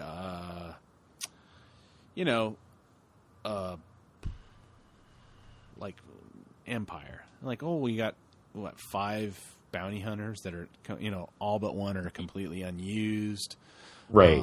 And even then, Boba Fett is on screen for right less than 10 minutes total. He shoots, like, his gun twice, and that's about it. What if he doesn't survive? He's Exactly. worth a lot to me. That's the That's it. obviously. And then he goes on. You're not doing the Tamora Morrison version. No. Well, Tamora Morrison didn't play Boba Fett. That's not canon. So are you? I guess we can do the comic stuff. We really probably, or well, Yeah. right. So Should we do? that We was- want to skip the E3 thing because nobody Yeah. really cares. Let's skip the E3. some video game trailers got released. People thought they looked good. I'll buy them and then I'll tell you all about them in November. I'm still working my way through Rogue Squadron, so it's going to be a while before I buy a new video game. So that was some news that came out while I was gone, and then just before I left, we got 4 issues of the new Star Wars comic series. There's Star Wars proper, there's Princess Leia, there's Darth Vader, and there's the Kanan, the last Padawan. And I have completely spaced on those and have not read the Kanan ones. So That's fine. you can speak on them. Don't worry about spoiling them. Yeah. I mean, so the biggest news came out of the Star Wars title, which is that Han Solo has a wife. circa the events between A New Hope and Empire Strikes Back. He has a wife. Now, So that's big and that's new, right? and so Sana is her name. Yes. That's not the same character that showed up in Dark Empire, is it? No, that is Sala Zend. Okay. Although they're both black. Yeah, I they thought both have that. That was same- interesting. Have the same like physique. That's why I was kind of like, wait a second. He showed Yeah. up. She showed up as an old girlfriend too, on Corellia or something. Was that? Yeah, she was an old girlfriend. They dated circa the events of the A.C. Crispin trilogy. And then she lived on like Nar Shaddaa or Shaddaa or however you pronounce that. Right. So that's, we're pretending that's not true. But now he has a wife. It's always true that he had a wife, Yeah, right. You just circa the didn't know events of that. A New Hope. We're just learning this now. Right. Which there's a lot to talk about with this. So what did you think right off the bat? Oh, I think it's just like a red herring, and that it's going to get resolved into a thing where they got married because they crashed on a planet and they had to share they had to enter a town and a man and a woman can't be seen unaccompanied that aren't married, and or you know what I mean, something. Mm-hmm. I don't think that they actually got married and they have a relationship, and I think it was I think it's not going to, by the next issue, it won't even be a thing. But that's my take. Yeah, I mean, and they leave it. It's presented essentially as a cliffhanger, where so she's actually been in a couple of issues tracking down Han Solo, and she's in disguise or whatever. She finally does. Han is with Leia on some planet, and He's like, who are you? And he's like, I'm his wife. Yeah. And then Han Solo just says like, oh no. And then that's the last you see them in that issue. So there's still room for her to like not really be his wife. I would be surprised if they went back on it quickly, but they also, I mean, you're right in the sense like they do have to resolve this reasonably soon. If for no other reason, then no one says her name in Empire Strikes Back because she didn't exist as a character. And so they have to figure out how to get from no one mentioning her in A New Hope to now Han Solo has a wife to no one mentioning her in Empire Strikes Back with it still making sense. Yeah, I mean, the whole idea that when you get the state of their relationship in the early part of Empire, that is like, you know, tenuous and frosty at best, where she kind of, you know, implies that she's very angry he's leaving. And it's like, it doesn't take a rocket scientist, you know, for him to realize, oh, yeah, she's probably mad because I'm leaving, not because of my utility to the cause, but more of a, you know, smoochy. Right. And the idea that they had this whole adventure with his wife, either she shows up dead at the end of this thing, where then it's like, if this was a romantic relationship he had, wouldn't he be in some concept of mourning, or, you know, wouldn't she at least, even if he was the kind of guy who was just like, whatever, you know, you live and you learn. It's like, wouldn't she at least be like, I don't, you know. You've been married before. I'm skeptical. Yeah, I'm skeptical of you. But I don't know. It's just, it's one of those things where you go, you know, I don't know. It would be interesting. I mean, I don't know if you've ever seen the deleted scenes from A New Hope, and I don't know if this showed up on the Blu-ray or whatever, but there's actually like a long time, you can find it online, and it was like this idea that right before Luke and Obi-Wan meet Han, he actually has a girlfriend, and she's sitting on the table. He's sitting there. Gives her a kiss, and she leaves. And supposedly in the script, she was called Jenny. And it's like, and obviously they found that him having a girlfriend was kind of the same thing as Luke having friends in the early part. It was superfluous, didn't matter, so they cut it out. And there's this idea that, like, well, you know, he was kind of a playboy philanderer, kind of, you know, or womanizer or whatever. Just the idea, like, that he actually settled. I don't know. I mean, they could do anything. Like I said, I'm constantly amazed at kind of some of the how comfortable they are jumping ahead and making these grand jumps in the comic books that are supposedly canon now. Yeah, I mean, I wonder whether this was the series writer's idea, or if this was Marvel saying like, "Hey, we want to make a big splash." Right, like in the other comics, we'll say like, "Oh, this character is black now," or whatever, or this character is gay now, or whatever. You know, Thor is a woman, right? And then they get some like news coverage, and like the comics themselves might be done well. I don't read them, so I don't know, but like it certainly doesn't hurt that they get a bunch of like news coverage, and people are like, "Oh, maybe I'll check out this Marvel comic now." So I wonder if this was, if not done solely for that reason, or if they were like, hey, what's a way we can make a big splash? And then someone came to them with this idea, and they're like, yes, we're going to do that. I don't know. I posted a couple things. I won't call it a rant, but some stuff on Twitter before I left, right when this news hit, before I had read the comic, but reading the comic doesn't change it. But, and it alludes to what you were just saying about, you know, giving this arc to Han Solo where he was this, you know, rogue, scoundrel, playboy type who then met Leia and like settled down and joined the rebellion and fought for a cause and whatever. That arc has always kind of been there, or at least they've always been comfortable giving him that arc, right? Because we talked about Salazar, his ex-girlfriend, and you know, they've alluded Bria Tharson from the A.C. Crispin trilogy. You know, like they've given him girlfriends before, and like that's his arc. I don't think they've ever done that with Leia. Like it's been completely different if you contrast what kind of stories and what kind of background they give Leia to what they give Han. Yeah, like because I can't imagine them. I would have no problem with it, but I can't imagine them flipping that around and having this like guy show up and be like, oh, by the way, I'm Leia's husband. How are you? Well, there's a whole the book I never read because it kind of didn't look interesting, but it was called The Courtship of Princess Leia.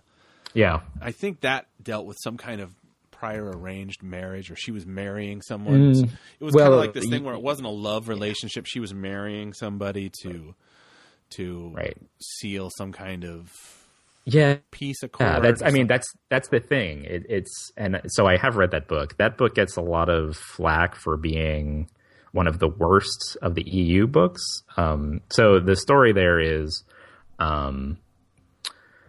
that takes place, I think, right after Return of the Jedi, or it takes place somewhere in that time. Yeah, I guess it must be right after Return of the Jedi. The rebellion, they're still they're trying to figure out, they're trying to get their place, they're trying to get resources. Leia goes out, she finds, or I guess it's like it's like the opening of Coming to America, where she has gone out to some planet or some group of planets, and then they come to her basically, and they present her and the rebellion with like all of these gifts, or I guess that's the New Republic, all these gifts of things and money and food and whatever else. And then the condition is that she then marry the prince from that group of planets. I'm even blanking on what it's called. Princess Holder is his name, but so it wasn't a previously arranged thing, but it was like, hey, show up, if you marry me, then you can have all of our vast resources at your disposal for your cause or whatever. So that book gets a lot of stick for being one of the worst, because there's a thing in it called the quote gun of command, which is basically like you point the gun at someone and you like press the trigger or whatever, and then they'll just do whatever you say. It's like, right. That part of the book isn't that good. Luckily, like the gun breaks partway through. I actually don't think that book is that bad. I think it's kind of fun if you ignore the gun of command thing. That book's kind of fun. It's actually pretty well written. You get people riding around on Rancors, which is fun. That's where the idea of the Night Sisters gets introduced, that the Clone Wars later picked up. I actually think that book is pretty good, the Gun of Command aside. But that's what they do with Leia, right? They give Han all of these ex-girlfriends, and he falls in love with these women, but then they leave his life, or he leaves them, or whatever. Whereas with Leia, like, you never get any word about prior relationships or any suggestion that she has like been with other men before Han Solo. Instead, what she does is she uses her attractiveness as a mate for, either her position as a princess or her beauty or whatever. Like that's basically currency that she uses to help the rebellion. So in Courtship of Princess Leia, we just talked about, they did it with Shadows of the Empire, where she is supposed to like cuddle up to Prince Shizor, and then at the very end of the Dark Horse run of when they were controlling Star Wars, they rebooted the Star Wars title like a year or two before it switched over to Marvel. And I really liked that one at first because they showed Leia doing so much more stuff, and she was like flying X-Wings around, and she was like getting her own storylines, and she was like being sort of a cool character. But then after that first plot was done, then they're like, oh, she's going to go off to this planet and marry this prince so that the rebellion can put their base there. And it's just like, are we really going back to that with her? Like I feel like her character, I mean, in the EU books, then she becomes like the leader of the New Republic, and she has all this weighty political responsibility, and while she's also trying to train to be a Jedi, whatever.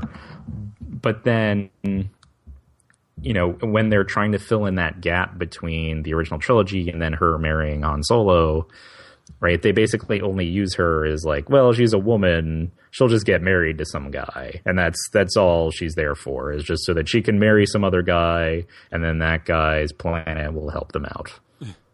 And it's just like, it's so frustrating to like see that that juxtaposition between what they do with Leia and what they do with Han, or it's Yeah. like they don't ever give Leia that chance to like, oh yeah, I've had a bunch of boyfriends before, or like, yeah, I have a husband now, sure. Well, she refers to it in Empire. You know, she says, "I happen to like nice men." Right, she likes nice men, but that's such an innocuous. And then, thing. and then you know, her mother or whatever refers to in Attack of the Clones that she's like, you know, her first boyfriend, which kind of enrages Anakin. You can see him seething. Yeah, but it's like women always get the short shrift. I mean, obviously, Amidala had a lot more agency in the prequels, but yeah, it's just like didn't get, you know, Leia really didn't get much to do past that.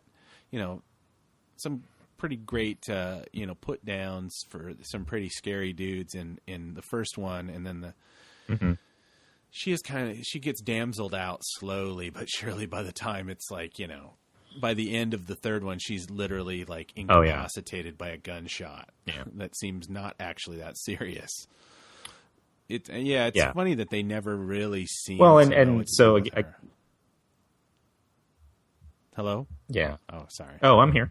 Okay. I'm here. No, I'm no, and in that making of the Return of the Jedi book, like they addressed that a little bit, or at least Fisher was talking about at the time, where she was like, you know, in Empire Strikes Back, like I'm just running around yelling at everyone, and I never get to be, you know, more of like a woman and, you know, relax and do all this other stuff. So maybe in Return of the Jedi, you know, my planet was destroyed. Like these bad things have happened to all these people I care about. Like maybe I can just relax and, you know, just do, you know, have, you know, give me a drinking problem. Like give me something interesting as a character in my personal life. But then, you know, they kind of went too far the other direction. And she was like, well, now it just seems like I don't know what I'm playing off of, because this is so unlike anything else the character's done. I keep getting abducted. I come in strong in disguise, and then I'm turned into something for somebody's pleasure, and then later it's like I'm abducted by a teddy bear, but I'm not, even though I meet them, and it's like, but then she becomes this like Earth Mother kind of like, and you really and I'm sort of ashamed to admit that I never noticed this until I read this book and saw Carrie Fisher point this out, but like when she's dressed up as Boosh, she has dialogue, and then she says like, we have powerful friends, and then she gets taken away, and then the entire time that she is in that slave girl outfit, she has no dialogue. She does not talk at all when she is in that costume. And it's like, so, you know, so when they were shooting, when they finished those scenes, she was like, oh, I get to talk again? Like, that's good. Man, that is pretty, that's kind of, I don't know. Yeah. You can't just say like, oh, well, it was 1983, because I mean, Meryl Streep was winning Oscars. It's not like a thing like, oh, well, women just didn't have voices back then. That just goes to show you that kind of, maybe somebody was having a little bit of trouble at home. That was about the time. That was the time George's marriage was kind of falling apart. Yeah. He probably didn't want women talking very much, which doesn't excuse it, but kind of explains it. It's kind of like, it's sad to think, like, you really hope that, like, I'm kind of interested, you know, Natalie Portman didn't honestly have that much to do in these, you know, by the third one, she's incapacitated by pregnancy and dies of a broken heart. And you're kind of hoping that maybe this Rey will give us something to be excited about. If we, you know, the rumors are true, who she is. Right. You know, I think even regardless, I have a sense that they're going to be a little more careful about that and give her more stuff to do and make her an interesting character. Yes. At least in episode 7, but then by episode 9, like who knows what she'll be given to do, you know? Right. And you know, like Captain Phasma and stuff. I mean, I can't imagine they, you know, cast Gwendolyn Christie in that role and then we're just going to keep a helmet on her and, you know. Right. So I think she's going to have something. And so I'm excited because she's one of the best parts of Game of Thrones. So, you know, like hopefully JJ and those people, they kind of, you know, the George Miller, you know, you saw Fury Road, and a lot of people are saying, oh, you know, it's so this, it's so that. You know, I think George Miller, I mean, he's 70 years old, same age as George Lucas. he went out and hired consultants because he was like, Right. you know something? I'm a baby boomer, and I don't know if I know. I mean, even though he had some great, strong female characters in the original Road Warrior movie. I mean, Max's wife was a strong character, even though she didn't have a lot to do, and Virginia Hay was, a warrior in Road Warrior, and and of course the leader of the kids, and Tina Turner. Yeah. So he did have he had a pretty good history, but even he knew when he was out of his depth, and he said, I'm doing a lot of females in this, a lot of women. I need some outside help. And he I need to make sure I'm doing this right. And it paid off big time, because it's not a movie where you're just thinking, oh, they're just condescending, or they're trying to placate people. No, it perfectly works within the story. And let's hope that maybe Lawrence Kasdan has learned something in 30 years about that. I don't know. Yeah. So the other thing in that Star Wars issue is that we get a fight between Luke Skywalker and Boba Fett. How do you feel about that? I don't like it. No, sir, don't like it. I don't like the idea that, if he had been around at that point in time, Luke's already heightened. Let's think about the interactions between Luke and Boba Fett. Mm-hmm. The whole idea that, the first time, up until recently, the first time they're supposed to have seen each other was kind of crossways out of the side eye in a hallway on Cloud City. And, Boba Fett we don't know if it's his helmet's got, enhanced hearing or something. He takes a couple pot shots at Luke. Right. But Luke seems generally kind of like confused as to what he's walking into. Right. Whereas if he's actually, had an altercation with that guy, he's going to know, he's going to sense. I mean, Luke, he's a neophyte Jedi. He's already able to sense people. Yeah. That's how he's able to find, because I assume that's, he lands his ship, which obviously is a ruse by the Empire. They let him land. But, right. He's going after his people because he can sense them. So if he's fought this guy before, he knows how he would sense. He'd be like, uh-oh, Boba Fett's here. He wouldn't have gotten caught unawares like that, in my mind. Yeah. And also the battle sucks. It's too chatty. There's something about the way it's drawn, and I've copped this before, but right, like I was not a regular comics reader before, the last couple of years, but there's something about the way it's drawn and some way it's laid out that like I had a hard time following like what. I do too. I have a lot how the fight was developing and everything. I find myself going back over sequences like that a couple times because I'm not really maybe that's what we're supposed to do. I'm not really good with the comic book, physics of comic book fights. I never have been. Yeah. My comic book reading was literally, childhood was a lot of Star Wars, and then I got into superhero stuff, and then I was out by the time I was like 14 or something. I haven't really read consistently since. So I've lost my ability to kind of read that quote language of the panel. Yeah. But, I've always had I have a problem with the characterizations. I think I've said this in the comics already. You had said you're not really a big fan of the art about how some people look. Well, yeah, I mean, the one thing I'll say just to wrap up what you were talking about is, like in Empire, there's that moment where Lando says like, "Oh, he's after someone else," and then he's never heard this name before. He's like, "Someone called Skywalker," or whatever, right? Like, I like that moment because it presents this idea that like, this rebellion has like blown up the Death Star and whatever, but that doesn't necessarily affect everyone's day-to-day life, and so you can still have, what's going on with our heroes in the Star Wars movies, and then like other folks who are just kind of living out their lives. And so it, you're just hiring this bounty hunter. It's like, this is just a job. I don't, Darth Vader is hiring like 5 of them or 6 of them to like try to find this person. Like, they don't know. They just show up and Darth Vader gives them an assignment and they leave. Whereas now it's like not everything has to be this like personal years long, battle battle or between Boba Fett and Luke Skywalker. I don't know.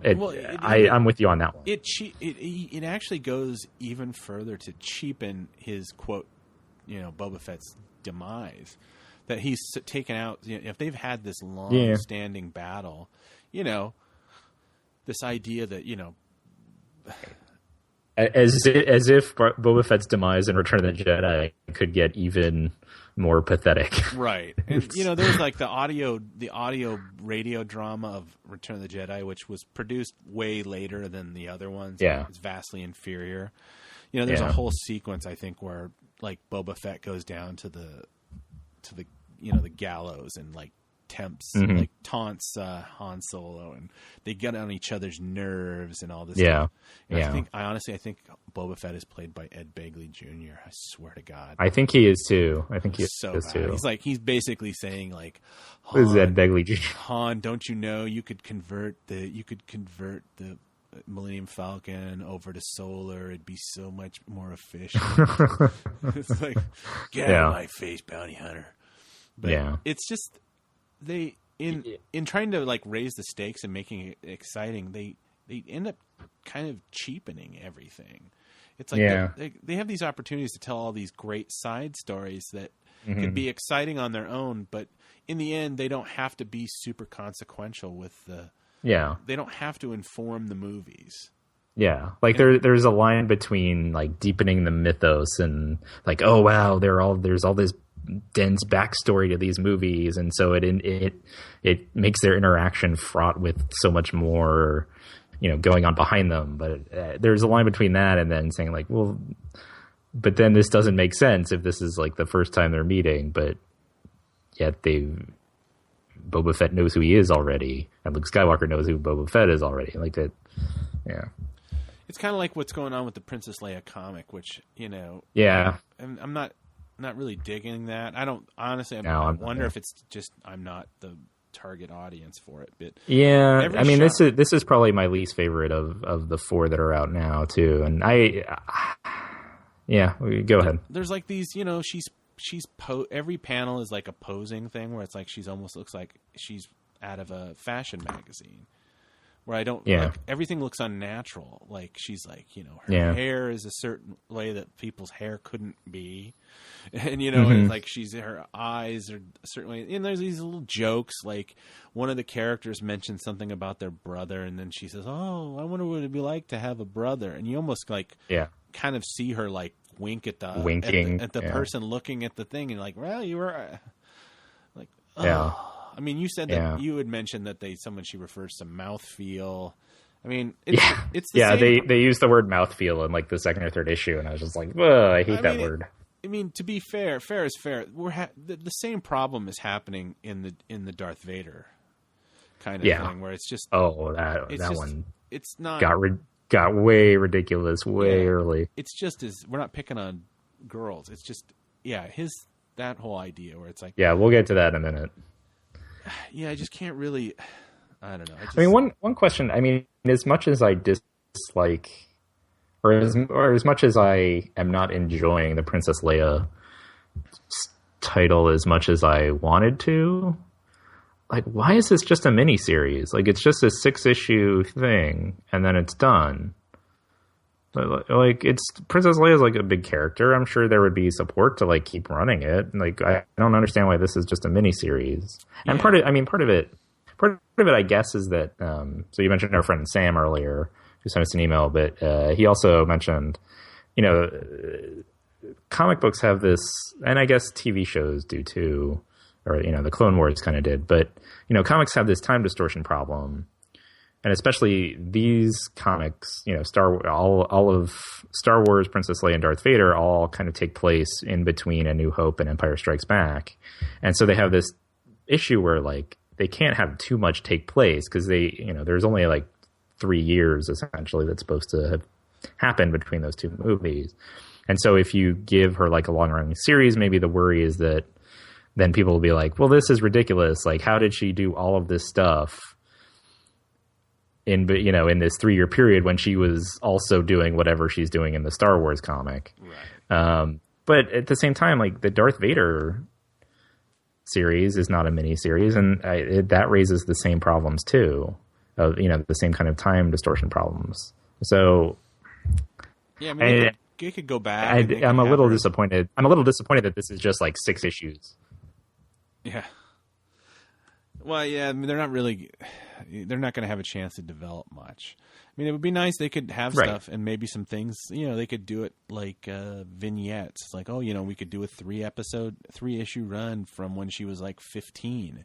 And maybe she fell in love for the first time, and it turned out he wanted to be give her a boyfriend. He wanted to be a stormtrooper, and she had that issue. And it's like when all of a sudden the politics of the universe became an issue for her. It was like, that's one thing that they're never going to explain. Like, she's a princess, and she's obviously like a humanitarian or whatever, but we never understand why this, Han is a rebel because he likes the people and he wants to be around the people. That's really his own reason. It's like maybe being a pirate isn't working out for me. Luke's in it because he's like, hey, this guy killed my father.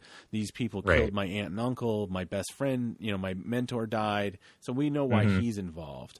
She's just there because she's a princess. And it's like, well, she's there because her dad was. Well, yeah, I guess, but she was, like her dad was, so I guess she is too. She doesn't actually get solidified. She's already like all in at the point we see her in the first movie. So her entire planet dying, it doesn't solidify her feeling. It's not like she's playing at like, I'm going to play it. I'm going to hit the Peace Corps for 2 years. I'm going to bring like food to the poor people of the land. I'm going to go back and I'm going to do princess things. So she's already invested. So let's find out why she was. Because now, I mean, the Empire is just at the point where she's a kid. The Empire is just the government. Right. She doesn't know. Yeah, that and I mean, go ahead, please. Sorry, I'm talking. Oh no. It's been a couple of weeks, so our sense of each other's timing is a little not good. We're getting back into the rhythm of it. But I mean, there's a really interesting question that comes up. Based on what you were saying, which is, okay, so that mission at the very beginning of A New Hope where Darth Vader captures her, she's on this diplomatic mission from Alderaan, whatever, where she's getting the Death Star plans. Is that her first mission for the rebellion, where she's gone out just kind of by herself, or have there been others? And maybe we could see what some of those others were, and where, she is helping out the rebellion without Luke or Han or anyone, but she has other allies that she's, working with and shifting groups of people that she's doing, and she's doing different kinds of missions. Like, that could be really interesting and really cool to see. Right, because it's like, Vader says, you are not any, and it's just dripping with contempt. You are in a mercy mission.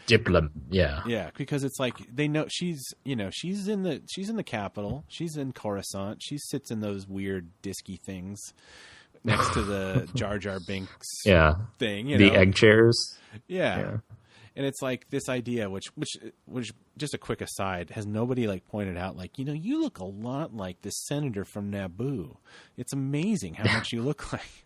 But maybe we'll get that. It never occurred to them. But someone who just assumed she's from Naboo and not. Yeah, it's this kind of like, I don't know. It would be interesting to see what these mercy missions were, and what formed this person who's like, she's the glue that holds us together. But it's like, they're not. She kind of, like I said, she's always getting the short shrift. Yeah. And go ahead. And the other thing is the way this issue ends up.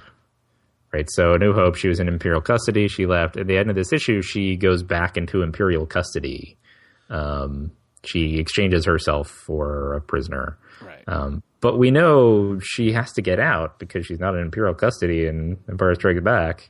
And I assume she's not going to be in Imperial custody for, in the Star Wars title coming up. So, like, where is the drama in seeing her go back into, like, we know she's going to get out. It's just a question of how, and especially since the guy that's taking her, he's like talking on like a little mouth thing. He says, and we have the princess and with no hope of escape. He says that. Yeah. And it's like, so bad. I mean, is this like, are they trying to like gear this to like kids or something? I mean, I know comics are for kids. But, I don't know. But it's like, is it for like really young kids? I know what you mean. I don't know. There's no gravitas. It's like, I don't know. It's not our favorite. So we're not. Yeah, I mean the other. We're not his favorite, and the other reason it's not my favorite is just visually. I don't think it's that interesting. No. You know, and I thought again the end of the Dark Horse run was really good about showing, and not even just the end, but you know, the Dark Horse comics were pretty good about showing like you're in outer space, like there's all these cool spaceships flying around, there are all these interesting planets that look cool, you know, there's all this stuff. Especially this Princess Leia comic, it's like they're just in rooms, it's interior all the time. Like even they go to this new planet we've never heard before. We learn about this new planet that's always existed called Esperion.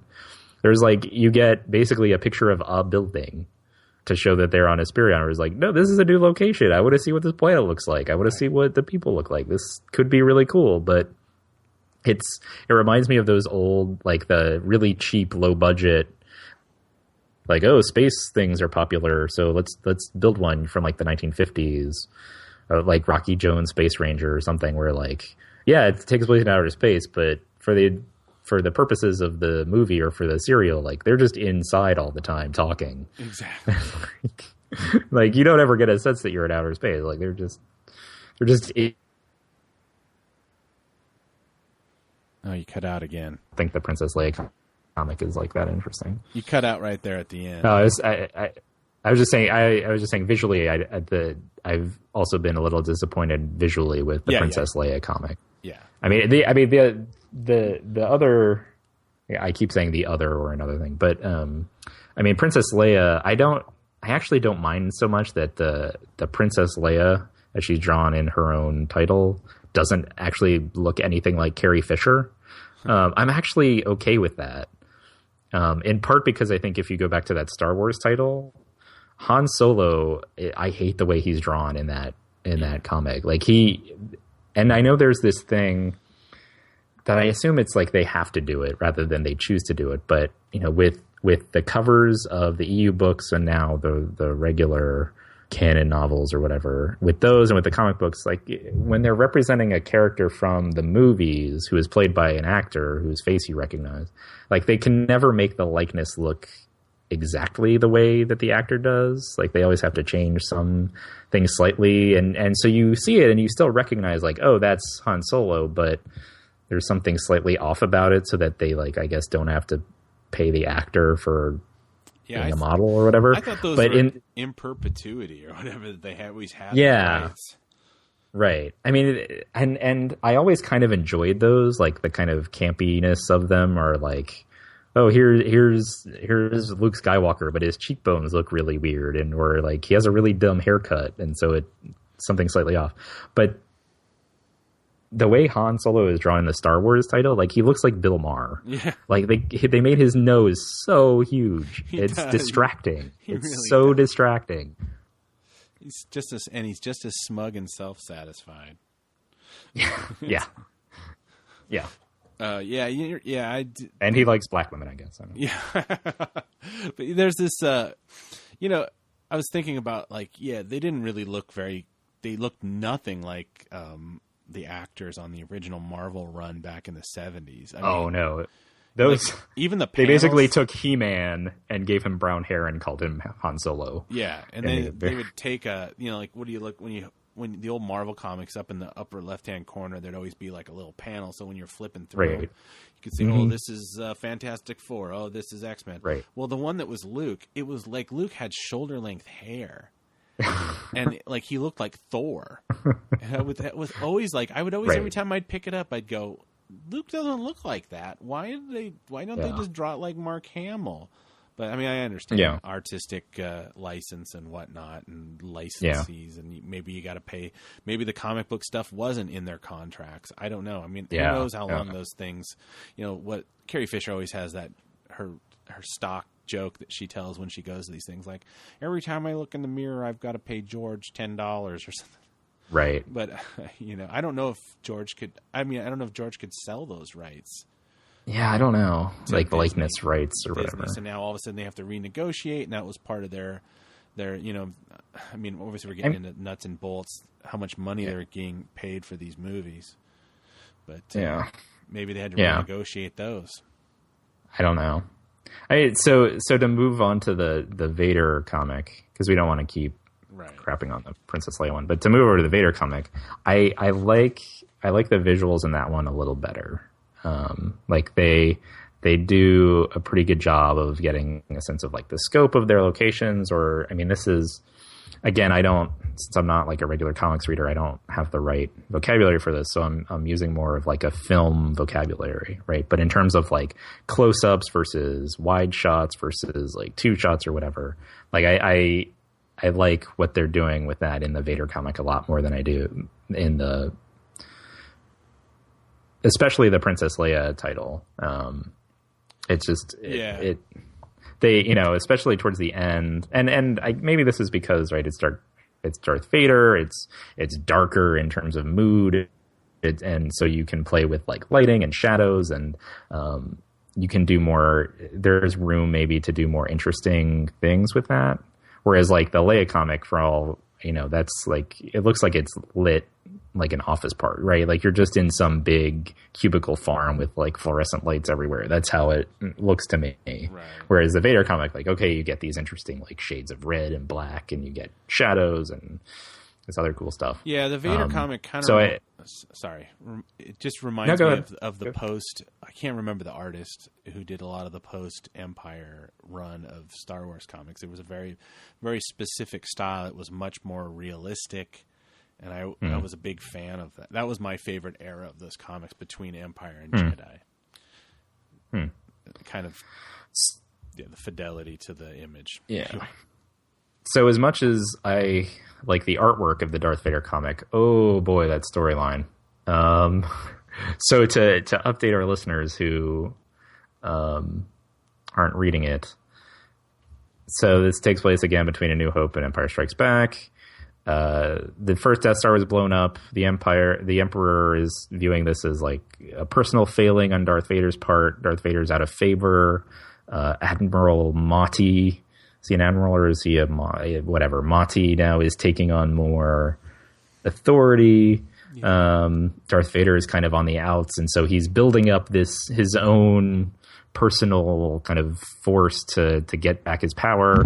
And then you find out that the Emperor for years has been working with some cybernetic person who works in cybernetics to develop this essentially superhero team made up of people from different walks of life who all have cybernetic enhancements, and maybe they can't use the Force, but they have lightsabers or they have other things that can basically pretend like they use the Force. And so then the Emperor is using this as like a test for Darth Vader, or to like try to see if maybe this is the direction he should go in. It's a lesson for Darth Vader that he needs to know he needs to remember his place. Yeah, and he looks so crestfallen, like, you had other people you've been working on before you found me? I'm sad. And it's like, the Emperor's like, don't be a bitch, Vader. You know you fucked up. It's just business. So this whole storyline, I'm like, really? Like, that's what the Emperor's like? This is what it is? I mean, it almost, and especially the way it was sort of put into place, it almost reads to me like they're parodying these superhero teams just to show that Darth Vader and therefore Star Wars can beat them and is better than like the X-Men or whatever. It's. I mean, one of them's actually, it's a cool idea where she just has these like goggles on, and she like it's just this like swarm of bees, except the bees are these little droids that fly around, and like that's how she sees things, and she like sees through them. Like, it's kind of a neat idea, but I don't know if that's like a Star Wars-y idea. Well, that's the thing. It's very much, it does kind of harken back to the original Marvel, and that's the only thing that's good about it, is that there was a lot of these great inconsequential stories but they never tried to hammer home that, like, this really connects into the movies. This is what was going on. It was just like Marvel always played kind of fast and loose. They're like, these are your favorite characters doing other adventures. And when the movie comes up, the movie is the movie. But Right. They really keep trying to hammer on that this is part of the grand tapestry of Star Wars. And, Bug Eye Lady is just not cutting it. Yeah. So, I read the newest canon. You didn't. No. I think it has a lot of potential. I'm not crazy about where it's starting out, but, at least where the canon character ends up in the book A New Dawn, he says like, he's taken on these odd jobs throughout his year. He just kind of keeps moving from place to place. That way he's not discovered as being a former Jedi. And that idea I like, of, okay, maybe we'll get 4 or 6 issues where he's in this job and then he has to change identities again and he's 4 to 6 issues in this storyline. And, I kind of like bouncing around. He's the fugitive? But I kind of like that idea. I hadn't thought about it in those terms. But it's also a chance, I think, to show, if they do that, to show people in other kind of walks of life while the Clone Wars is going on in the background, but to say like, yeah, that's going on in the background, but here are all these other people in this universe and in this galaxy, like doing other things that don't really intersect with the Clone Wars as much. Like, I think that, like, I like that idea too. So I'm hopeful that in the future they get to that point. And also visually, I like this. I like the artwork a lot better here than I do in Princess Leia or in the Star Wars title too. I'll have to check it out. Yep. So that's a lot of comics, but the Leia comic's going to end soon. There's plenty of room. We have a 30-year span now in between Return of the Jedi and Episode 7. We have all this time in between the movies.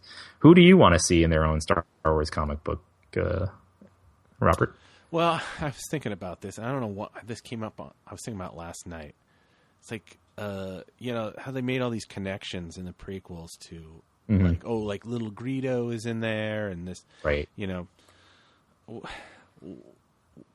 Maybe they need to do a comic about like what's the guy's name? Is it Wurr, the bartender? Oh yeah, the Mos Wurr or whatever. Yeah, how did he end up there? Did he start out in the galactic, when he was a kid in the Galactic Corps with his parents, and then somehow he ended up there, or was he born there? It's like, why doesn't he serve droids? Yeah, why does he not like droids? Why is he so grumpy? Why is he dressed like why is he kind of dressed like a Jedi? I guess everybody dresses like that, but does he own the bar? Does he rent the bar? Is it a thing? Did he have to do something? Does he owe Jabba the Hutt a bunch of money and he's paying it off by working there? Yeah. He doesn't seem to be a guy who likes to get involved in the mix, because like when he takes out Greedo, he just gets he takes the money and shuts up. So where did we get that? You could do a 6-issue run on him. All right. How about this? Let me pitch this to you. Okay. Bail Organa, action senator. Not necessarily showing what he's doing in the rebellion, because I don't want to step on, rebels' toes, but just him in the Senate, appropriations hearings like you've never seen them before, drawn in a comic book. I don't even think you need to do a miniseries, just as many as you want to write, just hearing after hearing after hearing. All these books seem like they're just staying inside anyway, so what's the point? Just throw a Senate hearing in there. I think we're reading your dissertation. That's what it is. All right. It kind of sounds like that's a comic for you. Yeah, I am the audience for that comic. I will. You're probably anyone who watches C-SPAN. The Venn diagram of people who like Star Wars and watch C-SPAN. Yeah, it can't be an empty set, right? You're like probably the only person that got more excited when they started showing the Senate chambers in the Star Wars movies.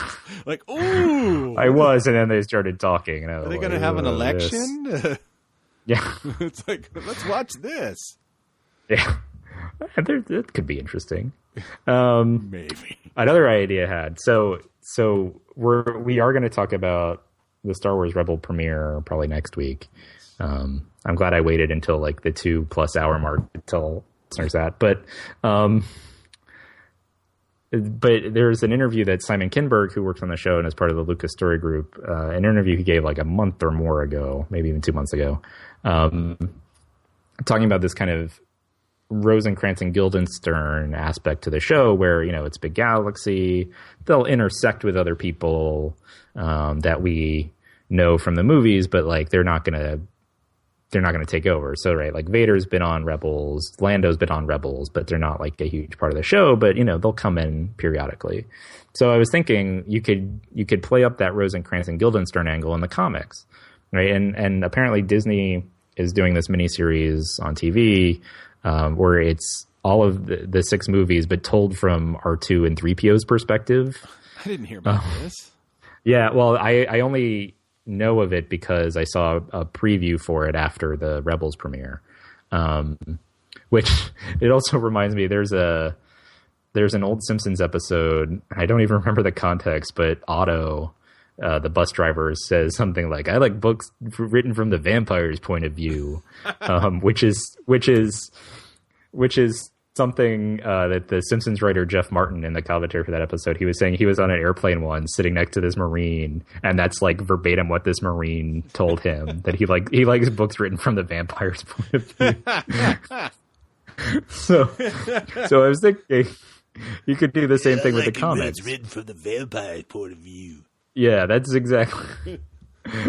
So I was thinking you could do the same thing with the comics, but R2 and 3PO, they've been done before. Everyone loves the mouse droid from the Death Star, right? So what about a series, a mini? So what about a comic miniseries? About like how the first Death Star was built, but told from the mouse droid's point of view.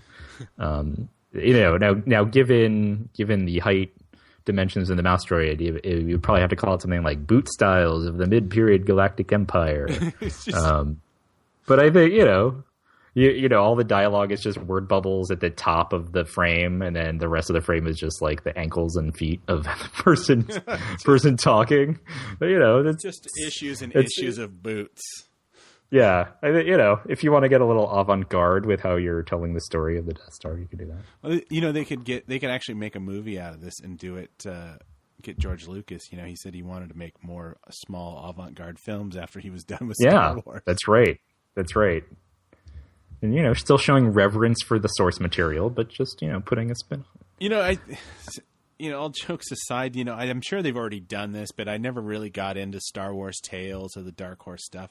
But, it would be interesting if they did like a Biggs Darklighter series, what his whole thing was. Because they hint about it in the audio dramas that he saw something happen that kind of pushed him towards the rebellion. And, it's kind of the idea that he was kind of the prodigal son of the idea where he was the handsome, dashing friend. He was the mentor to Luke. He left. And he was the guy who got out. He was the guy who got out of Tatooine. And he was supposed to kind of be the savior, but he eats it pretty early in the story, and Luke kind of turns around being the savior. It's kind of, it'd be interesting what his journey went with. What was he?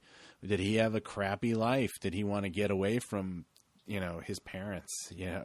What did he, that kind of idea. I don't know. It just it's probably already been done, because I remember they did a in that I can't remember what year. Like I said, I've got them right all over here. They're all dog-eared comics, but I know that in the original Marvel Star Wars, they did a run. It was called like Return to Tatooine, and Luke had to come back for something, and he ran into some of his friends that show up in the deleted scenes, and the first thing they do is try to sell him out. Like to make money. It's so sad. It's kind of like this thing, like, why did I even come home? It was just this whole idea. So we made the right call. Yeah, exactly. And I think there was Biggs had a brother or something that I think in the EU Biggs has a brother that joins. Yeah, there's Gavin Darklighter in the X-Wing series. Yeah. So that's my not so funny vote for a comic. Yeah. Well, and then the last one I had started out as a joke, but I actually think it's not a bad idea, which is in episode 3, there's a character, and I don't know how you pronounce this name. I haven't learned how you pronounce this name yet, but it's like Tion Medon or Tion Medon. Oh, you're talking about the one that he's the character. It's like a white face, a lot of striations, vertical, and then he's in this red thing. He's the one Obi-Wan shows up. Here. Thousands of right, and then he's like, "Help us, please, help us!" Right, that guy. So apparently, he's the port administrator of that planet, And so I was thinking you can make a series. Doesn't even have to be a miniseries. You can make a comic series based on him and make it like the Airport movie series or on the short-lived San Francisco International TV show, but set in the Star Wars universe, right? He's the port administrator. He's dealing with the day-to-day problems of importing and exporting and ships landing and ships taking off. And getting, he's got a security chief and one, yeah. He's got to have some angle. If you notice in Revenge of the Sith, like between the time when Obi-Wan gets out of his ship and has that conversation, those little guys that work in there, they get his ship fueled in like less than 20 seconds. And I don't know about how fast he's a port administrator. I know he's very efficient. And he looks like a brought to life Ruffles chip. He runs a very good port. I actually really like that character design. Yes, isn't that the same as what do they call it? The Sith Inquisitor? Is that they're the same? It's similar. So the Sith Inquisitor from Rebels, they basically made him from the same planet. He's from Utapau, and so that's why he's similar. That was Bruce Spence from. Well, you've never Bruce Spence, and never saw any of the Road Warrior, but he's in those movies. Yeah, and it's the character design is based on some sculpture that George Lucas really likes, where it has those kind of striations on the face. But just that design of the striations, but then like the red, robes and everything. Like I always really like that design. So like I said, it started out as a joke. I was like, like the Airport movies, but in a comic book. But I actually think that might not be a bad idea, right? I'm not as obsessed with it as I am the Lando mysteries, but it's becoming the same kind of like, actually I don't think that's a bad idea. Like we should do that. Did you know that the Lando mysteries has been our most popular episode? It has been twice as much. Has been downloaded twice as much as any other episode.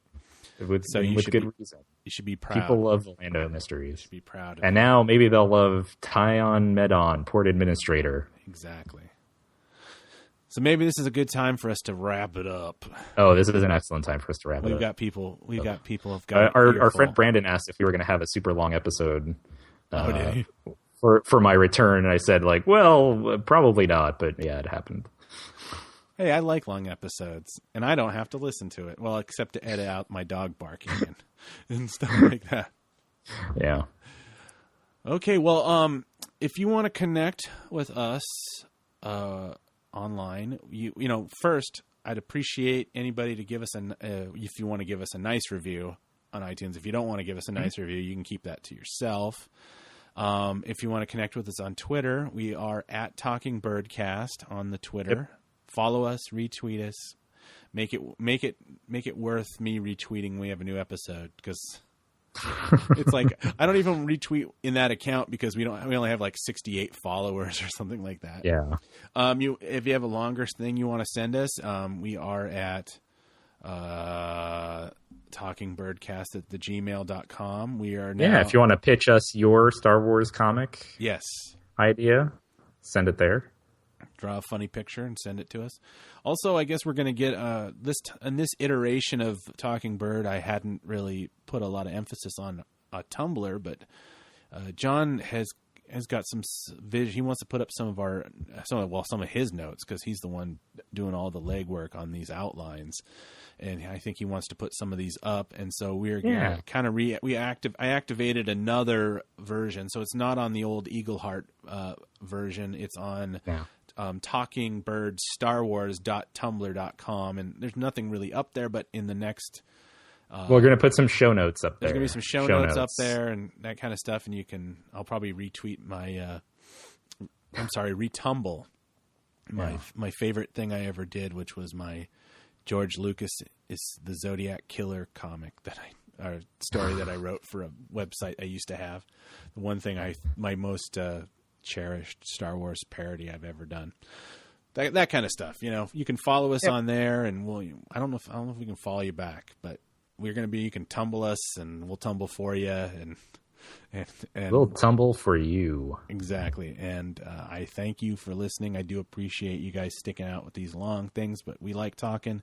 Hopefully, you like listening. For Talking Birdcast, I have been Robert Zachary. I'm still John Llewellyn. May the Force be with you. On. Yes, Your Highness. I thought you had decided to stay. Well, the bounty hunter we ran into in Lord Mendel changed my mind. Han, we need you. We need? Yes, Or what about you need? I know. I don't know what you're talking about. Probably do. And what precisely am I supposed to know? Come on. You want me to stay because of the way you feel about me? Yes, you're a great help to us. You're a natural leader. No. That's not it. Come on. Come on. You're imagining things. Am I? Then why are you following me? Afraid I was going to leave without giving you a goodbye kiss? I just assumed it's a Wookiee. I can arrange that. You could use a good kiss. You've been so busy being a princess, you haven't learned how to be a woman. I could have helped you. But it's too late. Your big opportunity's flying out of here, sweetheart. Right now. I think I can survive. Good luck. You don't care about all those people depending on you for... Spare me, please. Don't tell me about the rebellion again. Don't you think about anything else? I'm sorry, but you're as cold as this planet. And you think you're the one to apply some heat. I could, but I'm not really interested anymore. We'll meet again. Maybe by then you'll have warmed up a little. You have all the breeding of a vampire and just about as much charm. Enjoy your trip, Hotshot.